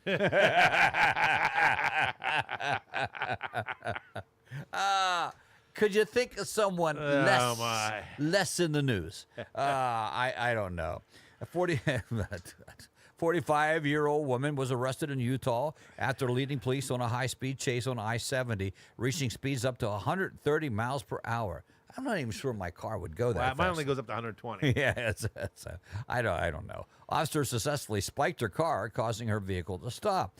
Despite multiple commands to exit her car, Anime Cabalsa Martinez refused to comply, resulting in a 40-minute standoff. I think I would have broke the window there. Oh, absolutely, yeah. During the standoff, she called AAA to fix her flat tire. Yeah. Police intercepted the call and convinced her to exit the vehicle peacefully. She was arrested and booked. Well, okay. Number 5 today. Now, how do you get AAA directions? Just look for the... You'll see the police there. Officers. They have me surrounded. Red lights, blue lights everywhere. In the United Kingdom, a guy stole a car battery. To remove his DNA from the crime scene, he sprayed a fire extinguisher at the car's engine. This did not remove his DNA. A few years ago, the same guy left a soft drink can behind after swigging it during a business burglary. The can had his fingerprints on it, and so he got arrested for that. Not very smart. No, not at all. No. And number 6, the 3 bank robbers in Germany got a surprise when they opened the money bag that had just stolen and found it was filled with sausages instead of cash.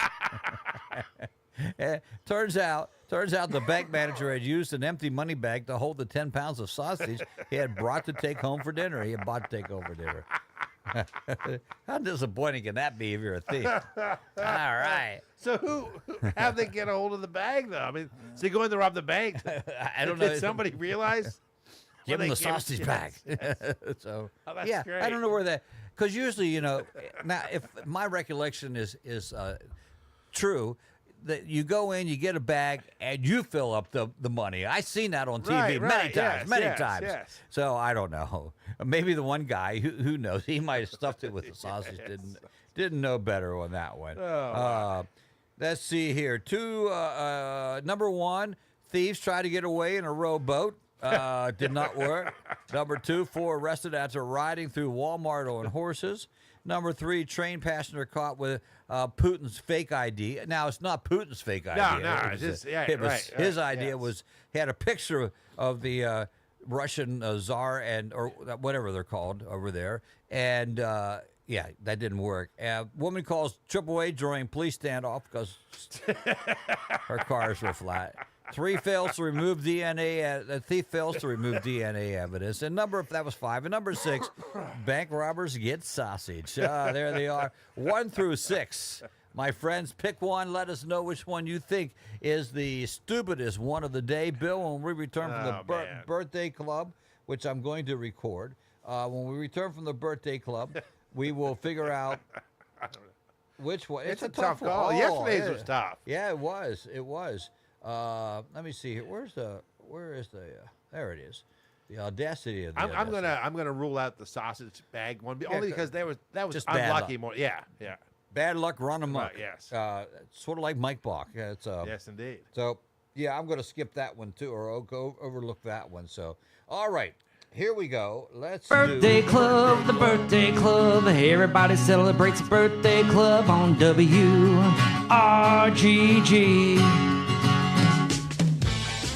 1863 saw the birth of William Randolph Hearst, American businessman, newspaper publisher, and politician, who developed the nation's largest newspaper chain and media company, Hearst Communications. He was twice elected to the U.S. House of Representatives, but ran unsuccessfully for president, mayor of New York City, and governor of New York. Hearst was the inspiration for Charles Foster Kane, the lead character in Orson Welles' film Citizen Kane. Willie Nelson, born this day in 1933, American singer, songwriter, and guitarist. His songs include The Highway, Funny How Time Slips Away, Crazy, Hello Walls, and Always on My Mind. Nelson has acted in over 30 films, including Electric Portrait, Honeysuckle Rose, and Thief. He holds a second-degree black belt in Taekwondo. He's a member of the Country Music Hall of Fame and the Rock and Roll Hall of Fame. Klaus Voormann, born this day in 1938, German artist, musician, and record producer. He was the bassist for Man from 1956 to 1959, and performed as a session musician on numerous recordings, including You're So Vain by Charlie Simon, Lou Reed's Transformer album, and solo work by the former members of the Beatles. Voormann befriended the Beatles when they were in Hamburg in the early 1960s, and went on to design their Revolver and Anthology album covers. Tammy Terrell, born this day in 1945, as Thomasina Winifred Montgomery. American singer, songwriter, who recorded for Motown Records in the 1960s. She is best known for a series of duets with Marvin Gaye, including Ain't Nothing Like the Real Thing, You're All I Need to Get By, and Ain't No Mountain High Enough, which is inducted in the Grammy Hall of Fame in 1999. Tommy James, born this day in 1947 as Thomas Gregory Jackson. American musician, singer, songwriter, and record producer. Songs recorded by his band Tommy James and the Shondells include Moni Moni, Crimson and Clover, and I Think We're Alone Now. James was asked to perform at Woodstock, but was in Hawaii at the time, did not want to travel 6,000 miles to perform at an upstate New York pig farm. Yeah, no one's going to be there. No. Dale Earnhardt, born this day in 1951, American professional stock car driver and team owner who raced from 1975 to 2001, winning a total of 76 Winston Cup races, including 4 Winston 500s and the Daytona 500. He was the son of driver Ralph Earnhardt and father of Dale Earnhardt Jr. Jerry Seinfeld, born this day in 1954, American comedian, actor, writer, and producer, best known for the television show Seinfeld, which he created and wrote with Larry David. He is the creator of and host of the web series Comedians in Cars Getting Coffee. Kate Mulgrew, born this day in 1954, American actress and author, best known for her roles as Captain Catherine Janeway in Star Trek Voyager and Red in Orange is the New Black. She first came to attention in the role of Mary Ryan in the daytime soap opera Ryan's Hope. It gets confusing, isn't it? Red, yes, in Orange is the New Black, yes. Mulgrew's films include Remo Williams, The Adventure Begins, and Throw Mama from the Train. Daniel Day-Lewis, born this day in 1957, English actor, received 3 Academy Awards for Best Actor for My Left Foot, There Will Be Blood, and Lincoln. His other films include The Last of the Mohicans, The Age of Innocence, A Room with a View, and Gangs of New York. He retired from acting in 1997, working as an apprentice shoemaker in Italy. Although he returned to acting, he announced his retirement again in 2017. Michelle Pfeiffer was also born this day in 1957. American actress whose films include Scarface, Lady Hawk, Tequila Sunrise, The Fabulous Baker Boys, Wolf, Dangerous Minds, Dangerous Liaisons, and Batman Returns. Pfeiffer's played Janet Van Dyne in the Marvel Cinematic Universe since 2018, beginning with Ant-Man and the Wasp. In 2014, she was mentioned in 2 of the year's most popular songs, Uptown Funk by Mark Ronson featuring Bruno Mars, and Riptide by Vance Joy. Eve Plum, born on this day in 1958, American actress, singer, and painter, best known for training the middle daughter, Jan Brady, on the Brady Bunch. Her other work includes the film Blue Ruin, the television film Dawn, Portrait of a Teenage Runaway, and the 1978 miniseries Little Women.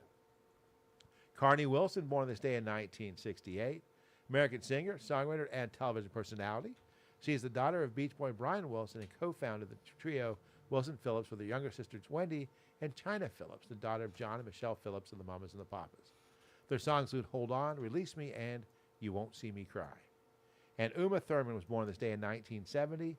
American actress whose films include Pulp Fiction, Gattaca, Kill Bill Volume 1, Kill Bill Volume 2, The Adventures of Baron Munchausen, The Truth About Cats and Dogs, Beautiful Girls, and Dangerous Liaisons. In 2015, the band Fall Out Boy released a song entitled Uma Thurman. But, Greg, I think you have the real celebrity birthdays for us. You know, you would think after killing Bill twice, he would be dead. You would think. You would think. Here's who I have for today. Adam Smith having a birthday today. Happy birthday, Adam. Ray Webb celebrating a birthday, and I think it was just the other day that she had a birthday with us. So I'm not sure which one is the accurate one, but I don't think you're allowed to have two birthdays in the same month. Back on the 24th is when I had it. So, nevertheless, happy birthday. One of those days had to be your birthday, Ray. Kathy Stotler has a birthday today. Happy birthday to Kathy. Also to Austin Rose, who is turning 9 today. The Reverend Guy Gooeycamp is having a birthday today. Look at Guy once and tell me how you pronounce it. Marco Carl is not look at that guy, but look at the word guy. I know what you mean. Yeah. You can look at that guy and say, yeah, he looks gooey to me. Marco Carl, Linda Mason, Leah Horn, and our former intern here on the morning show, Ethan Shanks, turning 21 years of age. Amazing. And also Ryan and Jackie Rose with an anniversary today. It is the birthday club right here at 93.7 WRGG. You can also get us on the web. And if you have a birthday or an anniversary you'd like for us to celebrate, send us your information. Go to our webpage. That's the best way to do that. And I did like what Vicki Patterson did yesterday. Yes. She had a dedication to her husband on that. So if you have an anniversary coming up and you want to dedicate a song to him or her, it doesn't matter. Let us know. Right now, we're not charging for that. So, wait till Wade finds out. Well, yeah, you can make money on that. We'll see how that goes by. But anyway, do that, please. It's the birthday club right here at 93.7 WRGG. Ryan Gibbs in the green room. I don't know. We don't really have a green room. Well, there's a room back there that is green. Yes, I guess. So I guess you could, and it is the lounge, so to speak. All right, he's in the green room. I don't know. I haven't seen him yet. I'm hoping he's back there. But if not, he'll be here shortly. He joins us. He is the, let me get the correct title because it's a good one, producing artistic director of the Totem Pole Playhouse. Talk about the upcoming season. It's coming up right after we do the news from NBC Radio News and the weather forecast from Jim Vaughn. Right here, right now, 93.7 WRGG.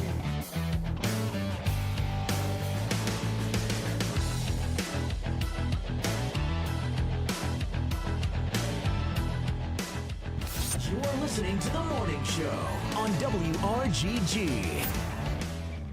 93.7 WRGG. With news and weather together. Coming up next. Serving Greencastle, Antrim, and southern Franklin County. This is WRGG LP Greencastle.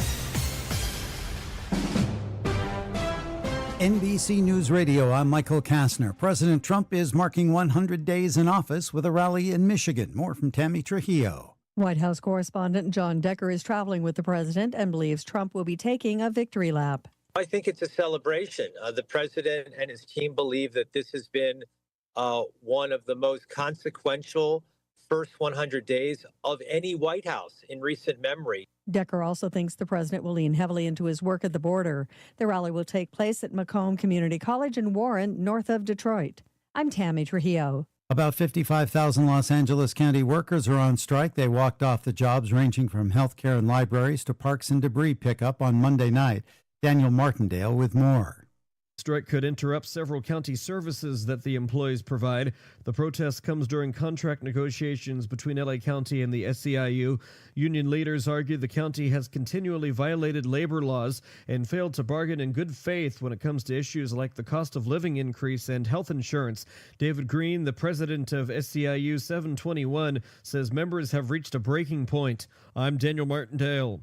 Delivery company DHL is going to resume shipments from other countries worth more than $800 to the U.S.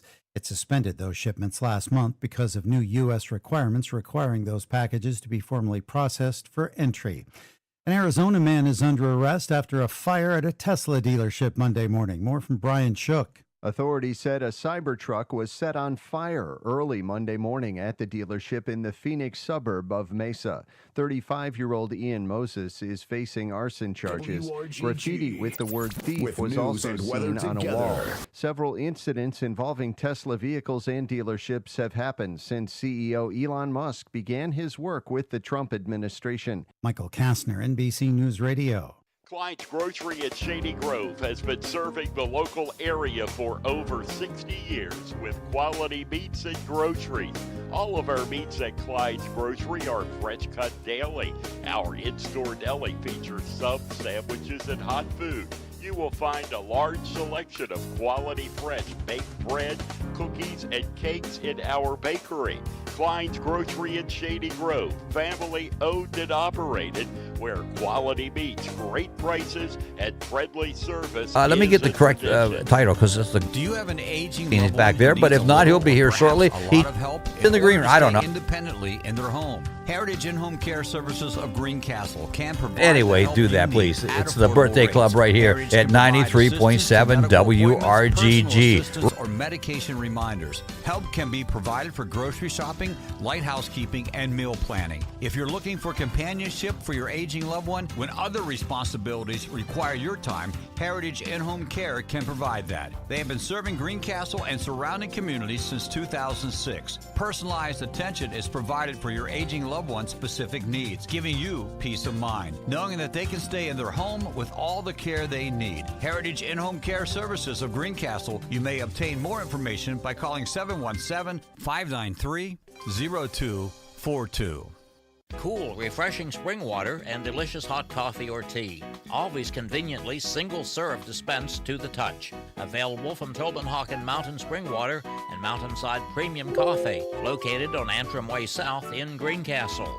For delivery to your home, office, shop, or place of business, a call to Tobin-Hawken at 717-261-5955 will assure you of thirst-quenching water, coffee, and tea, delivered to where and when you want it. Thanks to Tobin-Hawken Mountain Spring Water for their continued support of WRGG Radio.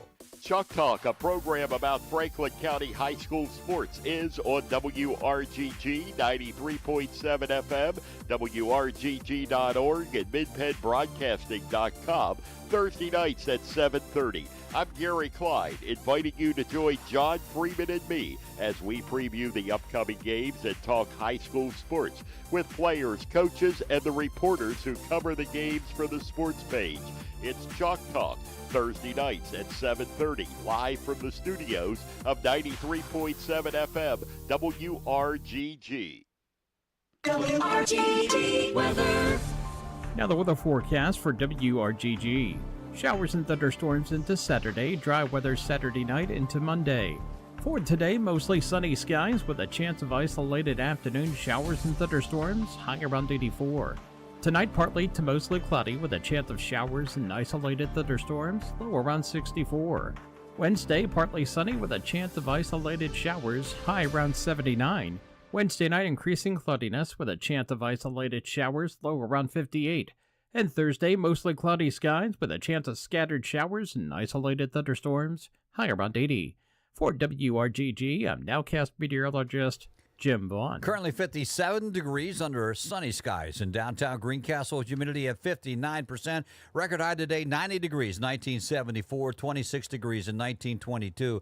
It was, that's the record low. 44 to 68, your average temperatures for this time of the year. 6:13 in the morning, that's what time the sun came up. 8:03 tonight's when it'll set. 13 hours and 50 minutes of daylight. Again, right now, it is currently 57 degrees at 93.7 WRGG and on the web at WRGG.org.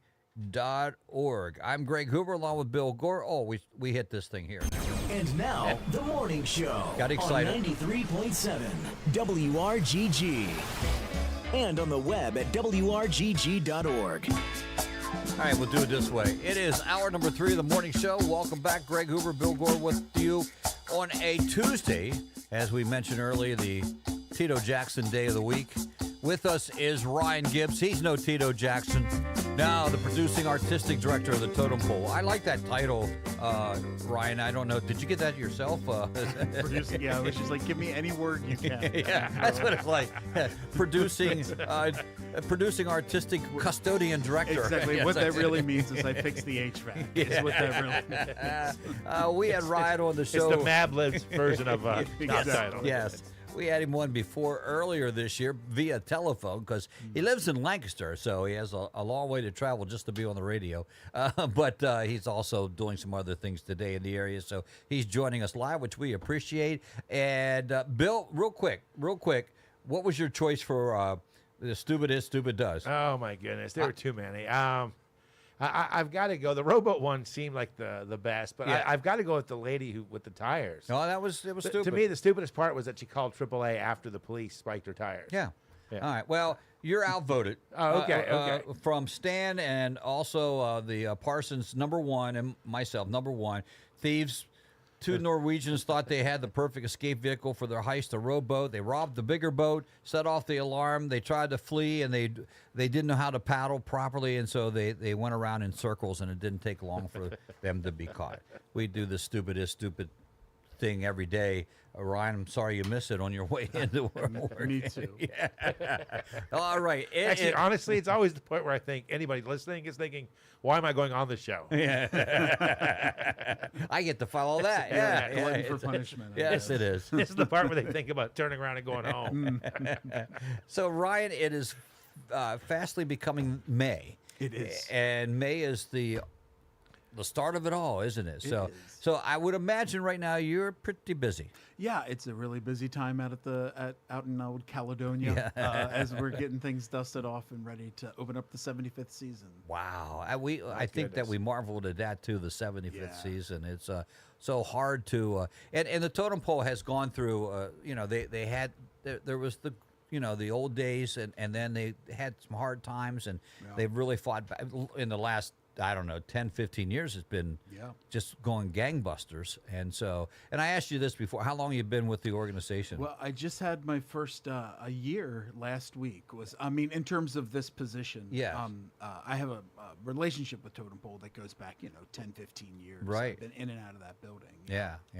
And it's a wonderful building. It is. It's a wonderful building and a great place to watch a production. It really is. And the building itself is 50 years old. Right.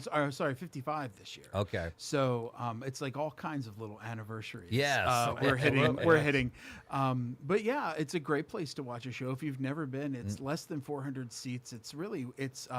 It's not long and narrow. It's short and wide. Like I get it. I understand its flavor. It's a little short and squat. Right. But there's not a bad seat in the house. Exactly. Everything's And it's close. designed that way. It's intentionally, with intentionality. There's not a bad seat in the house. You could sit back in the back section, and still be in a great seat, in a really great seat. Yeah, so you're right, and acoustically with the sound system and everything, and I'm sure they never, back in the early days they didn't use sound system, but that enhances it now even more. Absolutely. So yeah, it's a perfect place. And speaking of perfect places, Caledonia, what a great setting. It's beautiful. Oh, it's so great. Yeah. There's always something when I talk to people about coming to Totem Pole, and I'm like, well, I'll open with, we're on the grounds of a state park. Yeah. And everyone's like, really? Yeah. And it's like, and there are those bonkers trails and that amazing pool and the blacksmith shop. I said, there's just so much. There's good ice cream. There's good barbecue. It's like all right there. Within a stone's throw. Yeah, it really is. Right on the cusp of Franklin and Adams County. Yes. Like, it's when I go down, I cut the brush down by the sign on Route 30, right?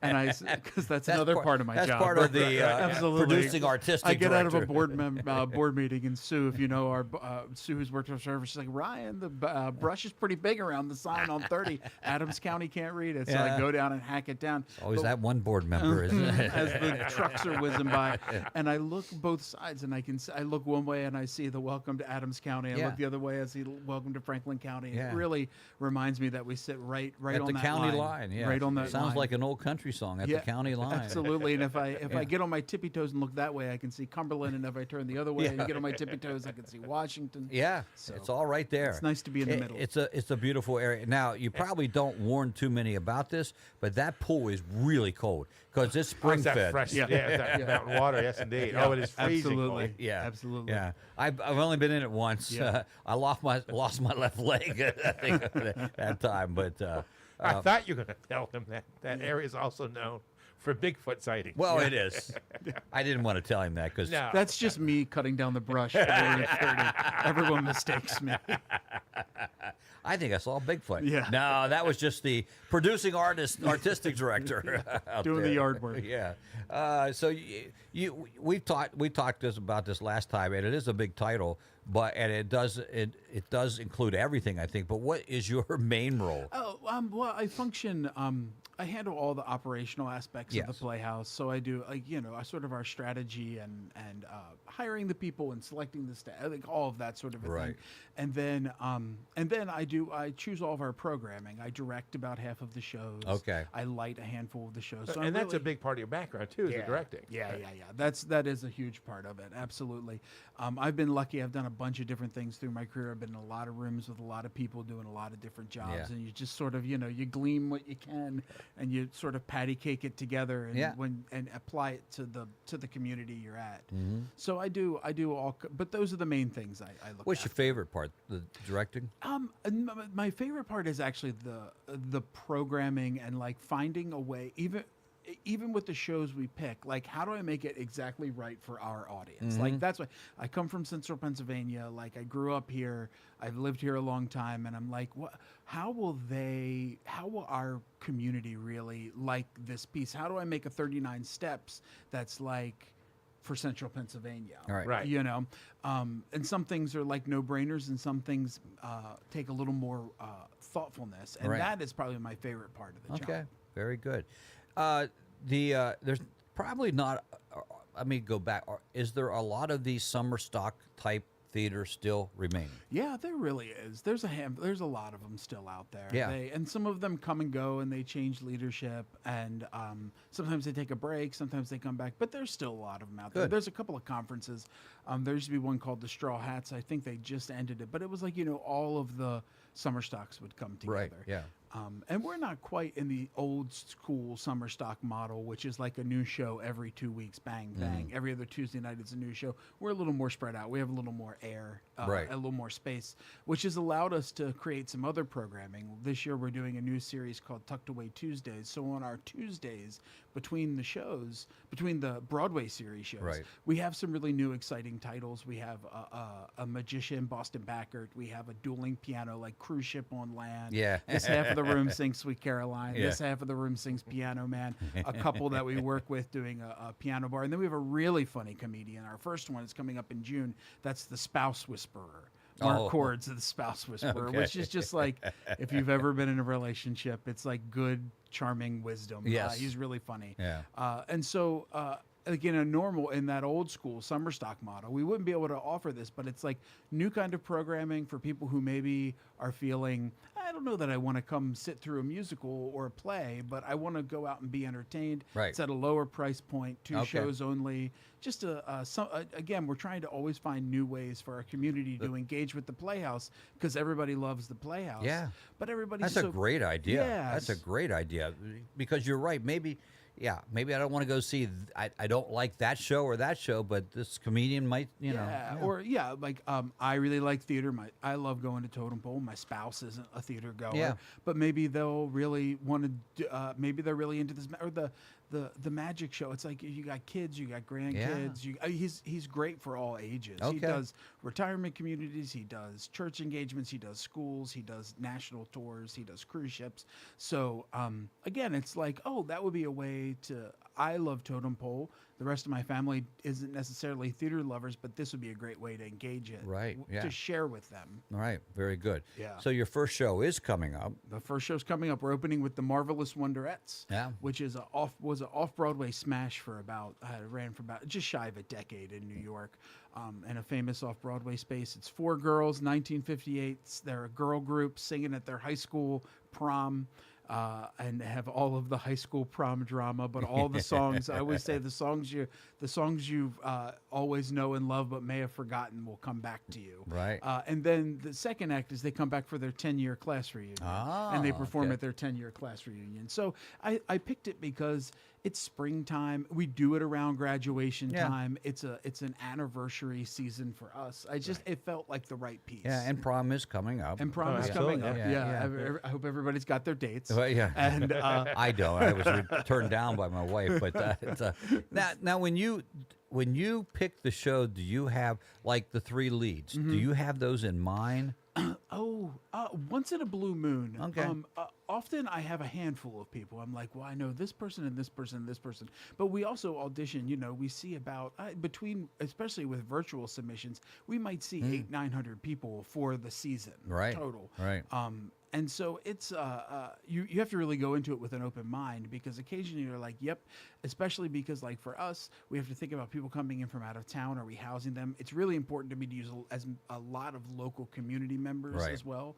So you'll not to be smart, but it keeps the cost down. It keeps the cost down, and it also is like investing back in in the community. You want people to you want to be a space for them that they see themselves. But you got to find the right skill set. So it really is, you got to go into it with an open mind, even if you think you have people. It's so funny. I'll sit down before I go into these things, and I'll think, okay, well, I know this person could do it and this person could do it, and probably 2 or 3 of them stick, but then someone else walks in the door, and then you have to think, oh, well, okay, so you're doing South Pacific. Do I cast the Emile DeBeck first, or do I cast the Nellie Forbush first? And then like that sort of defines how you're going to do the rest of the show. Yeah. Right. Yeah. Have you Who ever plays well off of them? Exactly right. Who are you building the show around? Have you ever had that moment where have you been all my life? Yes. Yeah.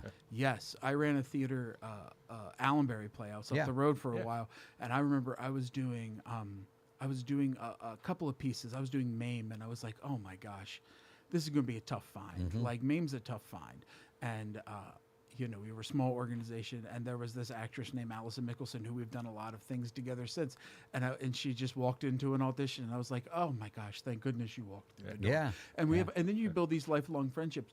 2 of the actresses that are doing Marvelous Wonderettes with me did it with me at Allenbury 10 years ago, and one of them texted me this weekend and goes, Gibbs, it's our 10-year anniversary since we did Wonderettes. She goes, it's literally the plot of the play. The play, yes. But That's so cool, though. But she still came in and auditioned, because I was like, I wanted to make sure that I find like that right group of 4, that right energy. They all sort of have evenness. A big part of casting is anyone who does team building for a living, no matter what your job is finding evenness. Right. So I want like these 4 people to have sort of similar credits. They all have a major national tour or a Broadway show. They're sort of even. They're even in their experience, which means the audience, if you do it right, the audience will have an even experience. We've all seen things, movies, TV shows, whatever, where something's really great and something's sort of like, You want an evenness is the goal. So You don't want to feel like one person had to carry the show. Correct. It doesn't feel like a good value for the money. Except for that one show I went to the one time, Abe Lincoln one-man show. Oh, yeah. He had to carry the show. Now, I told this story, and I love my wife dearly. And we went to that show, and we took her father along with us. First half, we're sitting there. She goes, "When do the other actors come out?" And I said, "Rhonda, it is a one-man show. This is it, girl." Yeah, that's all you're going to get. So, if you're just joining us, we're talking with Ryan Gibbs, the producing artistic director of the Totem Pole. I always have to read that because, wow. And the business card, you need like a 10 by 10 on that one. Two-sided. It's two-sided. With that one. So that's your first show. How long does that run then? That just runs for 12 performances. Okay. So it's short. Then after that, we're rolling into Dolly Parton's 9 to 5, which will run for 20 performances. That's a big old fat run for us.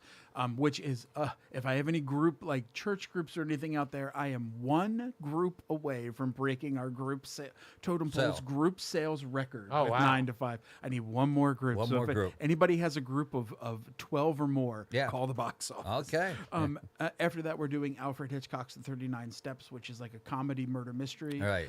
If you love we did Clue, we did Baskerville. If you love Knives Out, if you love Only Murders in the Building, it's a really funny murder mystery, but it's really clever, beautiful. The Carole King musical, of course, her life story. I always tell everybody you're going to feel the earth move under your feet. Under your feet, And the girl we have coming in for Carol is bonkers talented. And then we're bringing in Neil Diamond tribute concert. He's in the costume. He's telling stories. A big live band on stage. And we're doing Neil Diamond for our Diamond anniversary. That's why I picked very fitting. That sounds like a whole lot of fun. It is. The whole theme of the season is a party, right? Every season I pick is like you have like a light theme, not a heavy theme, but like a light thing that connects them all. So right. When you're looking at this pile of titles you're choosing from, what makes sense to go together? So I thought 75th anniversary, big giant party. Yeah. Nothing sad, nothing heavy, nothing dramatic, just a big fun party all summer. Great. And it's an eclectic mix as well. It is an eclectic mix. It's a lot of variety. I try and get I try and get a play in there for people who love plays. I try and get the jukebox stuff in there for people who like that. Big book musicals for the people who like that. But what I try and find is titles that everyone in those silos will like. Will like those. Will like those titles, but I try and highlight people's niche. Do you find it's the same? You probably have a core group that keeps coming back to every performance. We kind of do, yeah. Our subscription base, of course, any organization like our subscription base, membership base, whatever you want to call it, is our heart. But with Totem Pole, really interestingly, is unlike any theater I've ever worked for or run, it's right down the middle. We do 4 shows a week for what we would call bus group tourism. People on buses coming from the areas, small buses, large buses, group tourism, 4 shows a week. The other 4 shows a week are our local audience. And we have a little bit of crossover here and there, but generally speaking, it's like, man, and when I look at the data, it is 50-50. It's not 49-51. It is 50-50. And so that's the other thing I have to keep in mind with programming is like, what are my people in my community going to like for their 4 shows? But what are these folks on these bus groups going to like for their 4 shows? Yeah. So it really keeps me honest with the programming. I'm sure that it's I knew there was some intricacies that went into that, but it's a lot more than I thought about because I wouldn't think about it. Sure. But that's what you what you do as the producing artistic director. That's where all those letters are for. That's why they're there. How far away do some of your bus trips come from? I would say DC and Jersey are like the farthest sphere out. I would say most of what we do is within a 90-minute to 2-hour drive. That's still pretty impressive that they would come from those areas. Now, do you set them up, or the tour people figure out where they're going to eat and all that? Yeah, I mean, we have a couple of good partnerships here locally that stuff that's within 15 minutes of our door. Yeah, that they can get a great lunch and then come to the Playhouse for their show and then head on home. Right. That. Yeah. Very good. Now you have some other programs this year. In fact, you're going to a meeting where you're going to be presented. You might if you find the address. Yeah, so I found it. I found it. If they're listening, I found it. Where you're going to get a grant for some other programs you're doing this year. So so Totem Pole, as everyone knows, or if you don't know, our holiday programming always happens at the Majestic Theater in Gettysburg, and we always have a student program for that, where middle school students come. We make sure whatever show we do ties into their curriculum, and they can come. Where we raise funds to make sure that they pay $5 or nothing to come see the show. So now we're expanding that idea in the fall to some elementary school programming, and we're going to do the musical adventures of Flat Stanley for 4 performances at the Playhouse for schools to come to, and then 1 for the public that'll be on Saturday. There'll be like a pay what you want, pay what you can. Okay. And then we're going down to the Maryland Theater in Hagerstown to do 2 performances there for schools. And so we're currently in a massive fundraising process to raise the funds to subsidize those tickets, because off the rack that'd be a $25 ticket, like what it would cost us to produce it. So we're raising funds like crazy, and the community foundation in Hagerstown has graciously awarded us a grant to help with that subsidizing, and they're the first one to come through. So we have that today at 10. I'm going down to very nice, very good. Say thanks. Yes, on Leitersburg Street, Yes. Leitersburg Road. Yes, I got correct. Thank you. Well, you know. Well, listen, like I say, I'm from Lancaster, Yeah. and everyone's like Lancaster. I know. Lancaster, Yes. Lancaster. I kissed her. I Lancaster. And so I appreciate those Yeah. I appreciate that nuance. Well, yeah, it's. He said, let me be honest. He said Leitersburg. I said, no, you're going to get in trouble for that. Leitersburg, and there's actually a town, Leitersburg, as a matter of fact, that the roads lead to, which makes sense, I think, in the long run. Yeah. And you have some. Now, I did want to ask, when you go over to Hagerstown to the Capitol or Maryland Theater, is that a lot of work to transfer everything over? It sure can be. It sure can be. We've had to, again, because we're trying to keep the costs down, because this is really like a mission-based project we're doing. Right. And I spent a lot of time touring. Like I did 10 years on the road with Broadway tours, so I know how to put things into buildings pretty efficiently. Right. So, but we have to think about that all the way from the beginning. Like, what can we fit in 2 vans? Like, can we use their lights, not bring our lights? Use their sound, not bring our sound. Like, prep it so that we can put it in one day and be ready for the kids the next day. That's what I was thinking. Even the sound, you can set yourself up at the totem pole. You know this guy's going to be at this level or whatever the case may be. But then you're going to a whole new sound system and a whole new acoustic place. A whole new acoustic place. So they have a great local house staff there. So we sort of lean on their ears and their eyes for that sort of thing.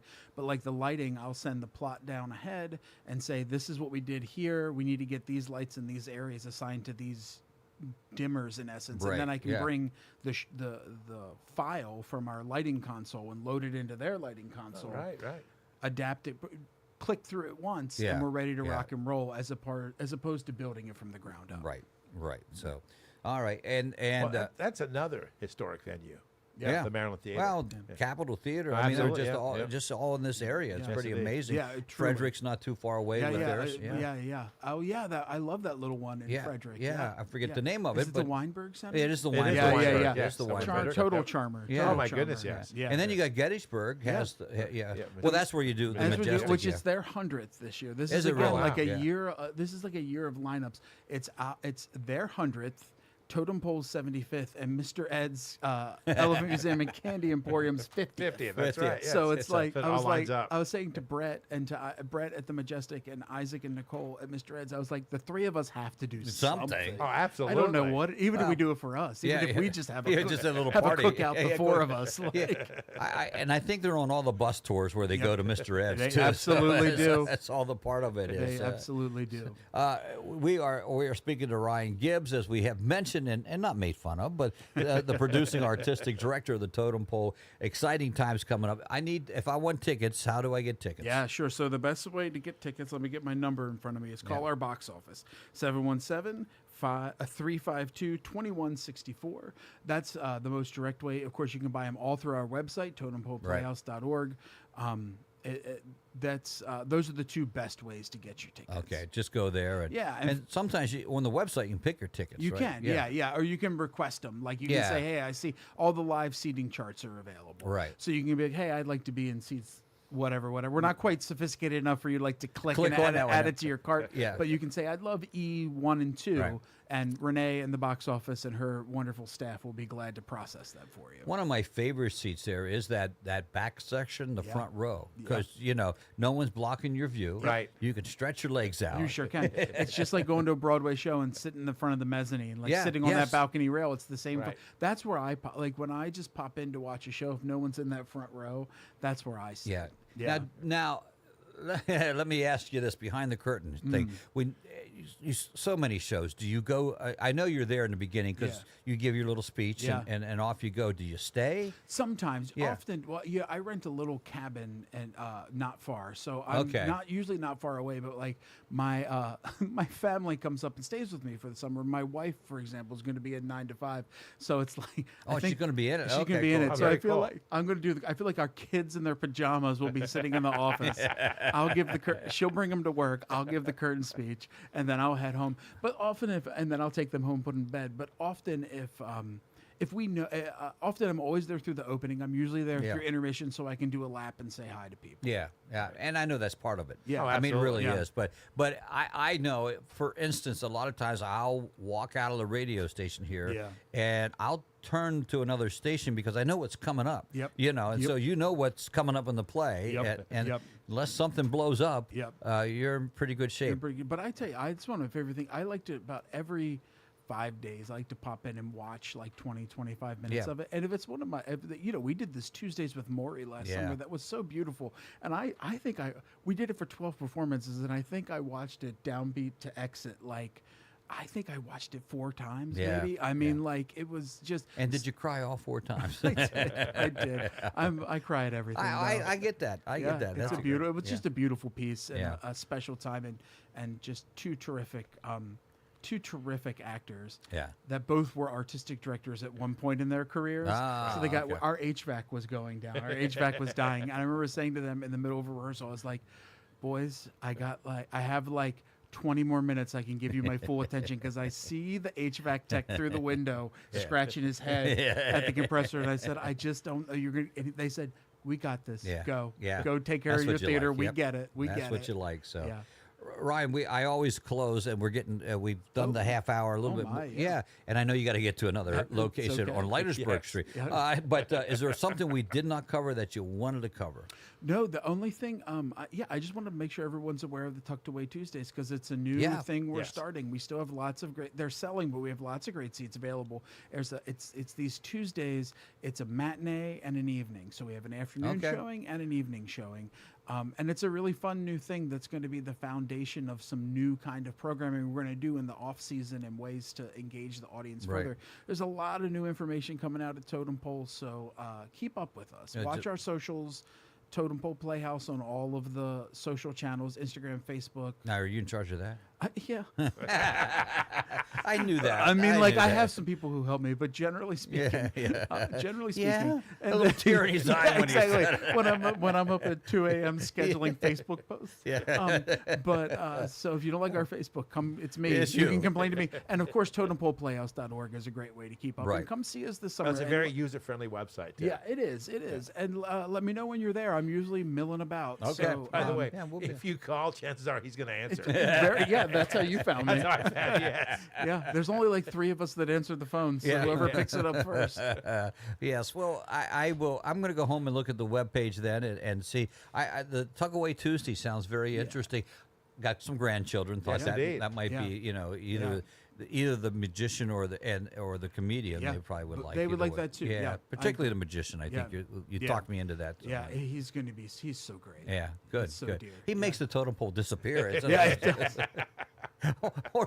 The totem poles, which is in the middle of renovation right now, so it's the carpenter ants and the woodpeckers found the totem pole. So we're in the middle of trying to get it tidied back up here for you, That's too for bad. our audience. Yeah. It's okay. It happens. Well, it does. You're out in the middle of the woods. We're in the middle of the woods. Yeah, what It's more? okay. You ever found any snakes and things? I bet you do. I don't you? want to talk about Okay. the snakes. I don't. Let's wanna- not talk about the snakes. Okay.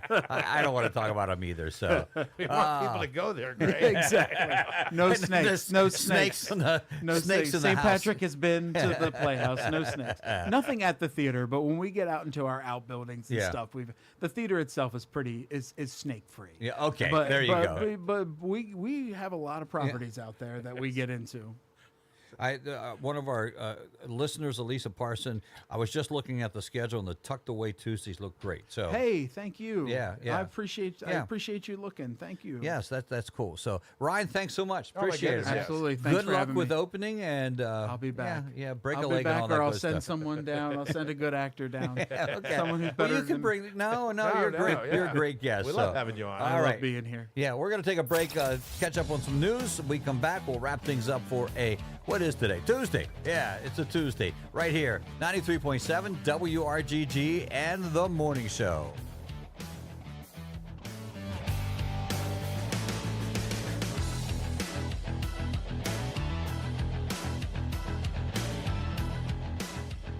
You're listening to The Morning Show on WRGG. 93.7 WRGG. With news and weather together. Coming up next. WRGG LP. Greencastle. NBC News Radio, I'm Michael Kastner. The White House is touting President Trump's immigration crackdown as he marks 100 days in office this week. The president on Monday signed executive orders related to that crackdown. They range from one mandating truck drivers be proficient in English to one taking aim at sanctuary jurisdictions. Trump is scheduled to hold a rally today in Michigan to celebrate his time in office so far. 4 female students are dead after a vehicle crashed into an after-school camp building in Illinois. State police say the vehicle hit multiple people outside of the building before continuing through the building and hitting even more. The 4 students who died range in ages from 4 to 18 years old. This ain't Texas. Beyonce kicked off her long-awaited Cowboy Carter and the Rodeo Chitlin Circuit tour last night in L.A. It's a 32-day tour that will see the superstar hit the stage in both the U.S. and Europe. Michael Kastner, NBC News Radio. For a quick pick-me-up for one, or to treat the entire team after a big game victory, Mikey's Ice Cream has been a favorite local stop for decades. A delicious sandwich, a light snack, or a refreshing drink always hits a spot when it comes from Mikey's. And your favorite ice cream flavor will taste even better in a Mikey's homemade waffle cone. Always a relaxed family atmosphere, Mikey's Ice Cream and Green Cow Gift Shop, a proud supporter of WRGG, is conveniently located at 179 South Antrim Way, Greencastle. This is a Radio PA news update. President Trump signed an executive order on Monday targeting sanctuary cities, directing the U.S. Attorney General's office to publish a list of states and cities allegedly obstructing federal immigration enforcement. The order threatens those jurisdictions with funding cuts and legal action if they do not comply. The move is part of Trump's ongoing efforts to crack down on sanctuary policies that limit cooperation with federal immigration authorities. Philadelphia, a historically strong sanctuary city, may be affected as it has resisted federal immigration enforcement, including refusing ICE requests to detain individuals without judicial warrants. City officials have yet to comment on the potential impact of the order. There's a move in the State General Assembly to increase funding for affordable housing programs. John Schaefer explains. The Pennsylvania Housing and Rehabilitation Enhancement Fund will see its cap raised from $100 million to $110 million in 2028 under a new bipartisan bill passed in the House. The funding, derived from the state's 1% realty transfer tax, will increase by $10 million annually from 2024 to 2028. The fund supports affordable housing for vulnerable groups, including seniors, people with disabilities, and veterans. For the first time, Renee Taylor speaking out after her 17-year-old son Damon was killed at a SEPTA bus stop in March. Ambushed by gunfire, Damon died at the scene and 4 others were hurt. Renee, now a youth advocate, channels her grief into strength by saying, "I couldn't believe it was my child." And finally, a $600 million riverfront project in Pittsburgh drew mixed reactions on Monday. Union workers backed the Esplanade plant for its job creation, while some Manchester residents voiced concern over gentrification and the lack of community input. A vote on this project is scheduled for tomorrow. I'm Juan Arango, and you're up to date with Radio PA. Oh, the birds are chirping, days are warming, and more daylight each day. Yes, it's the perfect time to stock up on all your spring planting needs. Lumber Direct has onion sets and a wide variety of vegetable packets. Everything to ensure a bountiful, beautiful garden. Lumber Direct has mulch, bagged and bulk. There's everything you'll need for spring cleanup in the home and out in the yard. There's a great array of quality Vaspar paints, perfect for any job, indoor or outside. Lumber Direct, 10 East Water Avenue in Greencastle. Lumber Direct, a proud sponsor of WRGG and many other Greencastle Antrim community projects. From high atop Broadcast House in downtown Greencastle, here's a look at WRGG's local news with Scott Douglas. Good morning. Another pedestrian accident in Greencastle, Wawa, and let's help out our first responders, especially firefighters. Let's get to that. We'll get to all that coming up. But first, there's been another pedestrian accident in the area. Greencastle police were called to the intersection of North Allison Street and Tyrone Street in the borough and found a 39-year-old woman had been hit by a car. Margot Cook from Boonesboro, Maryland, had a leg and head injury and was taken to Meritus Medical. Then she was transported to shock trauma in Baltimore. The driver of the vehicle stayed on scene, and Greencastle police are asking anyone with video of the accident, please call them.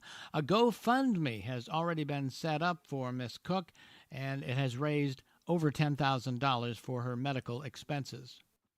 Sad news in Shippensburg. Coroner was called after a double fatal accident at the intersection of Old Scotland and Pineville Roads in Shippensburg yesterday morning around 10, after one car ran into the back of another, forcing the first car to cross the center line and run head-on into an 18-wheeler. The two people in that car, Alan and Alberta Pensinger of Shippensburg, both 82 years old, died at the scene. The truck driver was uninjured. No word on the third driver involved. Greencastle Mayor Ben Thomas Jr. has a new report on the Echo Pilot. This time the mayor writes about the weather, the borough's emergency declaration, the Penn State weather station in town, getting your garden ready, and Greencastle Borough updates. You can read all about it in the Echo Pilot. Now, as you've already heard here on WRGG, or in case you missed it, construction is now underway for a Wawa in Greencastle, out on Buchanan Trail East at the Grindstone Hill Road intersection, right beside the Keystone Car Wash and across the street from the Sheets. No word on when that Wawa might be open. Road work in Franklin County this week includes pipe replacement work on Lettsburg Road, Antrim Township, base road repair work on Timmins Road in Fannett Township, pipe replacement on Cider Press Road in Guilford Township, and the bridge washing project continues all over the county in different places. And finally, a recent Facebook post is asking for extra support for first responders in our area in regards especially to the recent wildfires and the many hours firefighters are putting in fighting those fires. Needs may vary with each fire department, but consider supporting them through monetary donations or non-perishable items like Gatorade, snacks, and water at their stations. Scott Douglas, 93.7 WRGG. Greencastle Ace Hardware is expanding again to serve you even better with a larger inventory of in-stock merchandise to select from.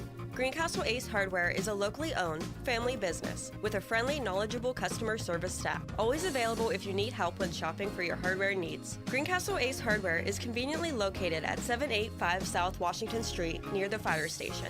Ace Hardware also offers custom glass cutting, window and screen repair, house and auto key cutting is available. Have a question? You may call Greencastle Ace Hardware at 717-597-7799. Greencastle Ace Hardware is a proud supporter of WRGG. Here's a look at local sports with John Freeman. It's back to work for the Blue Devil baseball team as they welcome a local rival. Good morning, everyone. I'm John Freeman reporting for WRGG Sports, brought to you by the John Allison Public House. 155 South Antrim Way in Greencastle, involved in your local community. Greencastle hosts Waynesboro this afternoon in a Mid-Penn Conference Colonial Division baseball matchup. The Blue Devils will be looking for the season sweep over the Indians after knocking off Waynesboro 9-1 back on April 3rd. First pitch from Greencastle is set for 4:15 this afternoon, And the game will be broadcast live on 93.7 FM WRGG and streaming at midpennbroadcasting.com, beginning with the pregame show around 4 o'clock. Meanwhile, the Blue Devil softball team will hit the road this afternoon as they take on Waynesboro, with that game also scheduled to get underway at 4:15. The Blue Devil softball team will also be looking for the season sweep as they defeated Waynesboro 8-1 on April 3rd. As of this morning, the Blue Devil girls softball team remains the number 1 team in the PIAA District 3 5A Power Rankings. They have a record of 13 wins and just 1 loss this season. Also in action this afternoon at home, the Blue Devil boys and girls track and field teams will be hosting Waynesboro in a Mid-Penn Conference Colonial Division dual meet. That event is scheduled to get underway on the track at Cayley Field this afternoon, beginning at 3:30. That's a look at sports for a Tuesday. Have a great day, everyone. I'm John Freeman reporting for WRGG Sports, brought to you by the John Allison Public House, 155 South Antrim Way in Greencastle, involved in your local community. WRGG weather. Now the weather forecast for WRGG. Showers and thunderstorms into Saturday, dry weather Saturday night into Monday.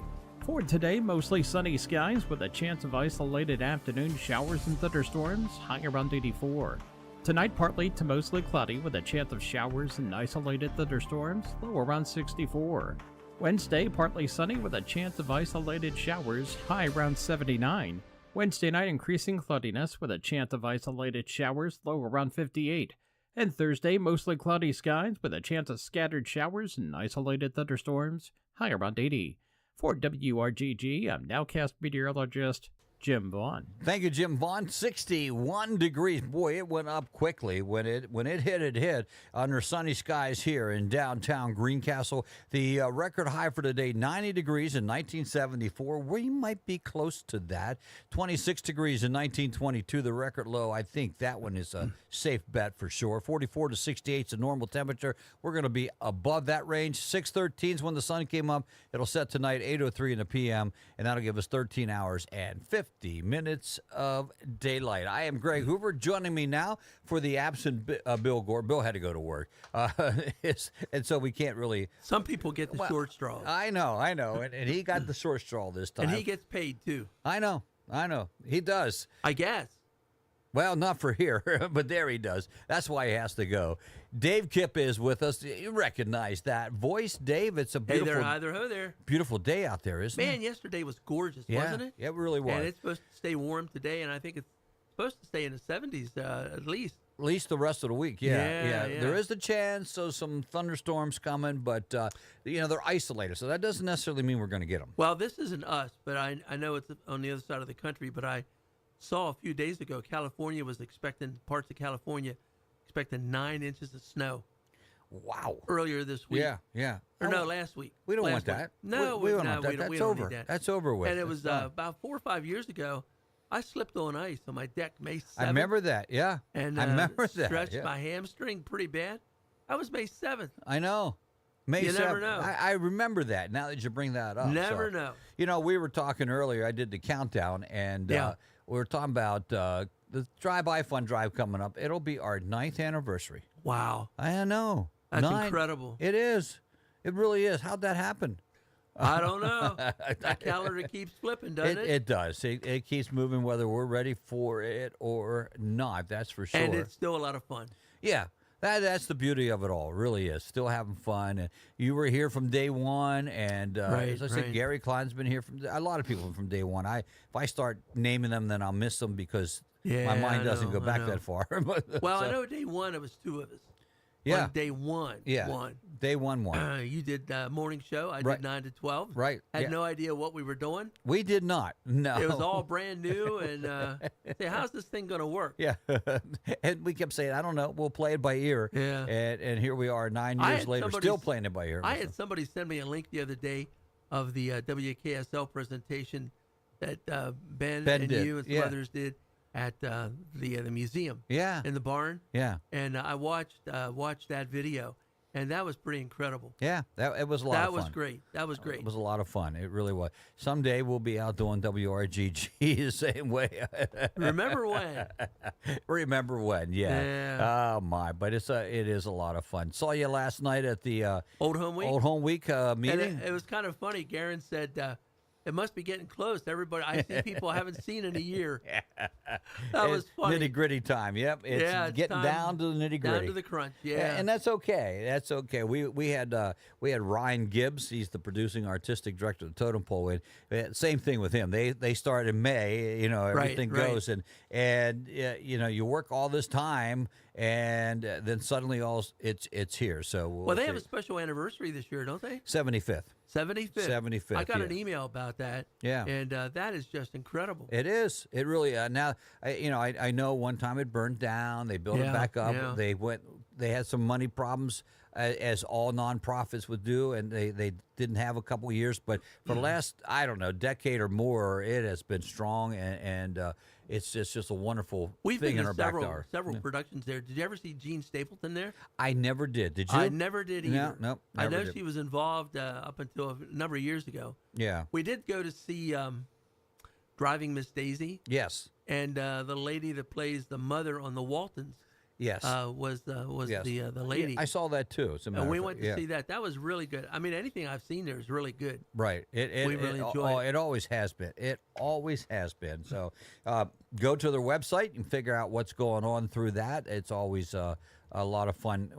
And here's the beauty of it all, Dave. And sometimes we forget this, and it's just like I say 1,000 times about Gettysburg Battlefield. Sometimes it's too close. We don't realize it.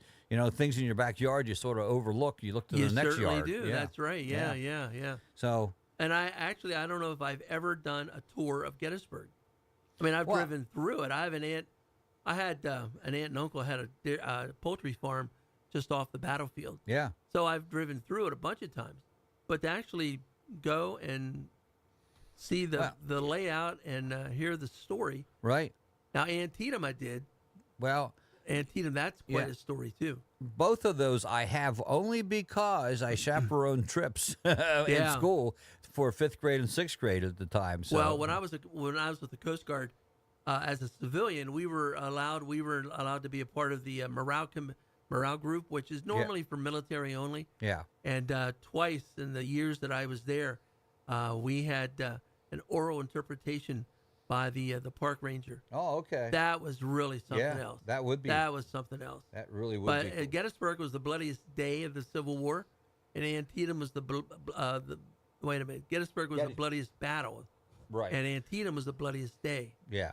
I can't imagine that. Can't imagine that. Nope, I can't either. Never could understand that. But of course, there's a lot of history in this. Here we go. Community. Let's do the birthday club. Birthday club. Here.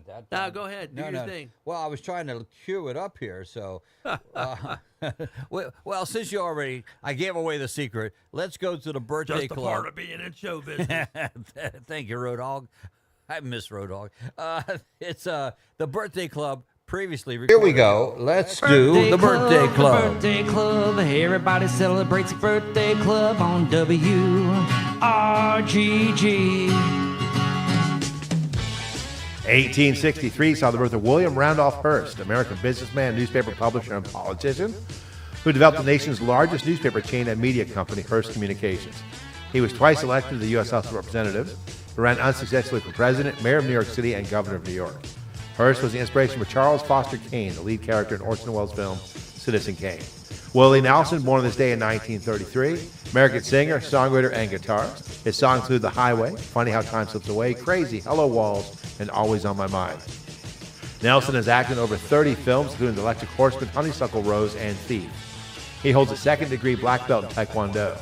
He's a member of the Country Music Hall of Fame and the Rock and Roll Hall of Fame.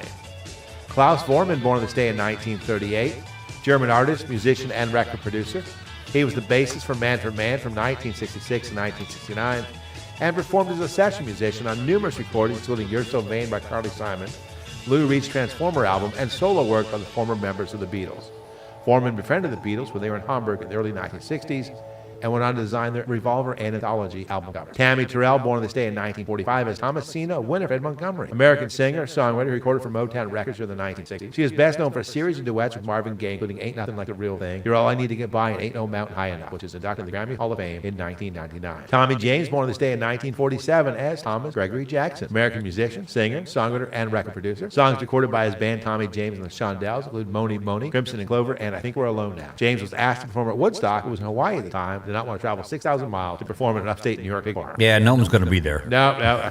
Dale Earnhardt, born on this day in 1951. American professional stock car driver and team owner who raced from 1975 to 2001, winning a total of 76 Winston Cup races, including 4 Winston 500s and the Daytona 500. He was the son of driver Ralph Earnhardt and father of Dale Earnhardt Jr. Jerry Seinfeld, born on this day in 1954. American comedian, actor, writer, and producer, best known for the television show Seinfeld, which he created and wrote with Larry David. He is the creator of and host of the web series Comedians in Cars Getting Coffee. Kate Mulgrew, born on this day in 1954. American actress and author, best known for her roles as Captain Catherine Janeway in Star Trek Voyager and Red in Orange is the New Black. She first came to attention in the role of Mary Ryan in the daytime soap opera Ryan's Hope. It gets confusing, isn't it? Red Yes, in Orange is the New Black, yes. Mulgrew's films include Remo Williams, The Adventure Begins, and Throw Mama from the Train. Daniel Day-Lewis, born on this day in 1957. English actor, received 3 Academy Awards for Best Actor for My Left Foot, There Will Be Blood, and Lincoln. His other films include The Last of the Mohicans, The Age of Innocence, A Room with a View, and Gangs of New York. He retired from acting in 1997, working as an apprentice shoemaker in Italy. Although he returned to acting, he announced his retirement again in 2017. Michelle Pfeiffer was also born on this day in 1957. American actress whose films include Starface, Lady Hawk, Tequila Sunrise, The Fabulous Baker Boys, Wolf, Dangerous Minds, Dangerous Liaisons, and Batman Returns. Pfeiffer played Janet Van Dyne in the Marvel Cinematic Universe in 2018, beginning with Ant-Man and the Wasp. In 2014, she was mentioned in 2 of the year's most popular songs, Uptown Funk by Mark Ronson featuring Bruno Mars, and Riptide by Vance Joy. Eve Plum, born on this day in 1958. American actress, singer, and painter, best known for training the middle daughter, Jan Brady, on the Brady Bunch. Her other work includes the film Blue Ruin, the television film Dawn, Portrait of a Teenage Runaway, and the 1978 miniseries Little Women. Carney Wilson, born on this day in 1968. American singer, songwriter, and television personality. She is the daughter of Beach Boy Brian Wilson and co-founded the trio Wilson Phillips with her younger sisters Wendy and China Phillips, the daughter of John and Michelle Phillips and the Mamas and the Papas. Their songs include Hold On, Release Me, and You Won't See Me Cry. And Uma Thurman was born on this day in 1970. American actress whose films include Pulp Fiction, Gattaca, Kill Bill Volume 1, Kill Bill Volume 2, The Adventures of Baron Munchausen, The Truth About Cats and Dogs, Beautiful Girls, and Dangerous Liaison. In 2015, the band Fall Out Boy released a song entitled Uma Thurman. But Greg, I think you have the real celebrity birthdays for us. You know, you would think after killing Bill twice, he would be dead. You would think. You would think. Here's who I have for today. Adam Smith having a birthday today. Happy birthday, Adam.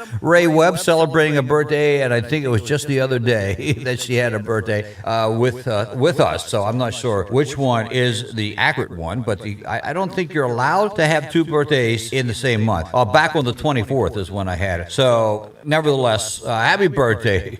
One of those days had to be your birthday, Ray. Kathy Stotler has a birthday today. Happy birthday to Kathy. Also to Austin Rose, who is turning 9 today. The Reverend Guy Gooey Camp is having a birthday today. Look at Guy once and tell me how you pronounce it. Marco Carl is not look at that guy, but look at the word guy. I know what you mean. Yeah. You can look at that guy and say, yeah, he looks gooey to me. Marco Carl, Linda Mason, Leah Horn, and our former intern here on the morning show, Ethan Shanks, turning 21 years of age. Amazing. And also Ryan and Jackie Rose with an anniversary today. It is the birthday club right here at 93.7 WRGG. You can also get us on the web, and if you have a birthday or an anniversary you'd like for us to celebrate, send us your information. Go to our webpage. That's the best way to do that. And I did like what Vicki Patterson did yesterday. Yes. She had a dedication to her husband on that. So if you have an anniversary coming up and you want to dedicate a song to him or her, it doesn't matter. Let us know. Right now, we're not charging for that. Wait till Wade finds out. Well, you can make money on that. We'll see how that goes by. But anyway, do that, please. It's the birthday club right here at 93.7 WRGG. There you have it, the birthday club. You know, we'll do it all again tomorrow morning as we get the morning show underway at 6 a.m. tomorrow morning as well. I will not be here, but Bill will be holding down the fort. Of course, Jason and Chris will join with their top 5 60 songs this year. And let me see. I know. Dave's here. We're going to have some visitors from Western North Carolina and the Roritan Club of Shady Grove with the I'm not even going to say fine effort, the extraordinary effort. I think that. Yeah, that was pretty incredible. And Seth Martin kind of spearheaded that one. Yeah, spearheaded that all the way. Yeah, and somehow it started out to be like a 2 or 3 week donation thing. Yeah, and they're still getting stuff. Yeah, and we got recognized on the House floor by Dr. John Joyce. Yes, for that effort. And well, I think what happened in my mind, here's how I see it played out. They your group, some of your people went down, and when they got down there, they saw the devastation that was still going on, and I think that inspired them to continue. Yeah, it wasn't a one trip. You're right; it has been multiple trips. 12. They had 12 trips altogether. Yeah, over 2,000 bales of hay. Yeah, and the support was a lot broader than just Shady Grove. Like Snyder Elevator. Right. D.L. George provided trucks for the hay. Yeah. To haul it down. And it just kind of like a ripple through a pond. Yeah. It just got wider and wider. Just through that little pebble out there suddenly. Tonight is the thank you for volunteers. And we have, there's a club we went through down there, local, just off the foot of the mountain down there. And the president of that club is going to be here tonight. Yeah. As well as the national president of Ruritan. They're going to be there as well. Yeah. So some VIPs, media, and should be a great night. Looking forward to it. It should be. And I'm upset that I can't make it, but like I said, I'm going to Harrisburg for a sleep test, and I have to be there at 7-ish or something like that. And you can't be awake either. No. I got to be sleeping. So that should be a great night. I'm looking forward to it. Yes. And some of those will be here tomorrow with Bill on the morning show. So. Shandy from the local club down in the Carolinas. Yes. And there's another ministry. I had to look twice at it. Oh, I saw it too. Chainsaws for Christ. Yes. I never heard of that. No, I can't say that I've heard of it either, but I guess they had a few trees to remove, didn't they? That makes sense. Yeah, that makes sense. So yeah. All right. Well, speaking of Dave Kipp, who you're listening to right now, he's coming up next. Has the best music of the 50s, 60s, and 70s. Mystery oldie of the day. #1 blast from the past, and salute to the hometown heroes. All coming up. Must be a Tuesday. Dave's here. We love that for it. I'd like to thank our people, our guests, for being here today. Of course, Chris and Jason for joining Bill and I, along with Ryan Gibbs, the producing artistic director of the Totem Pole. Love that title. And of course, we heard from Elisa and Stan Flenner today. We appreciate that. The news team, Scott, John, Jim, Michael, and Juan, helping us get things together here and knowing what's going on. So there it is, the morning show. Tomorrow morning, back again, 6 a.m. Join Bill, please, and do so. We will see you on Thursday, Verns Day, right here at 93.7 WRGG. Enjoy that sunshine, but more importantly, you be safe out there. Talk to you soon. The Morning Show.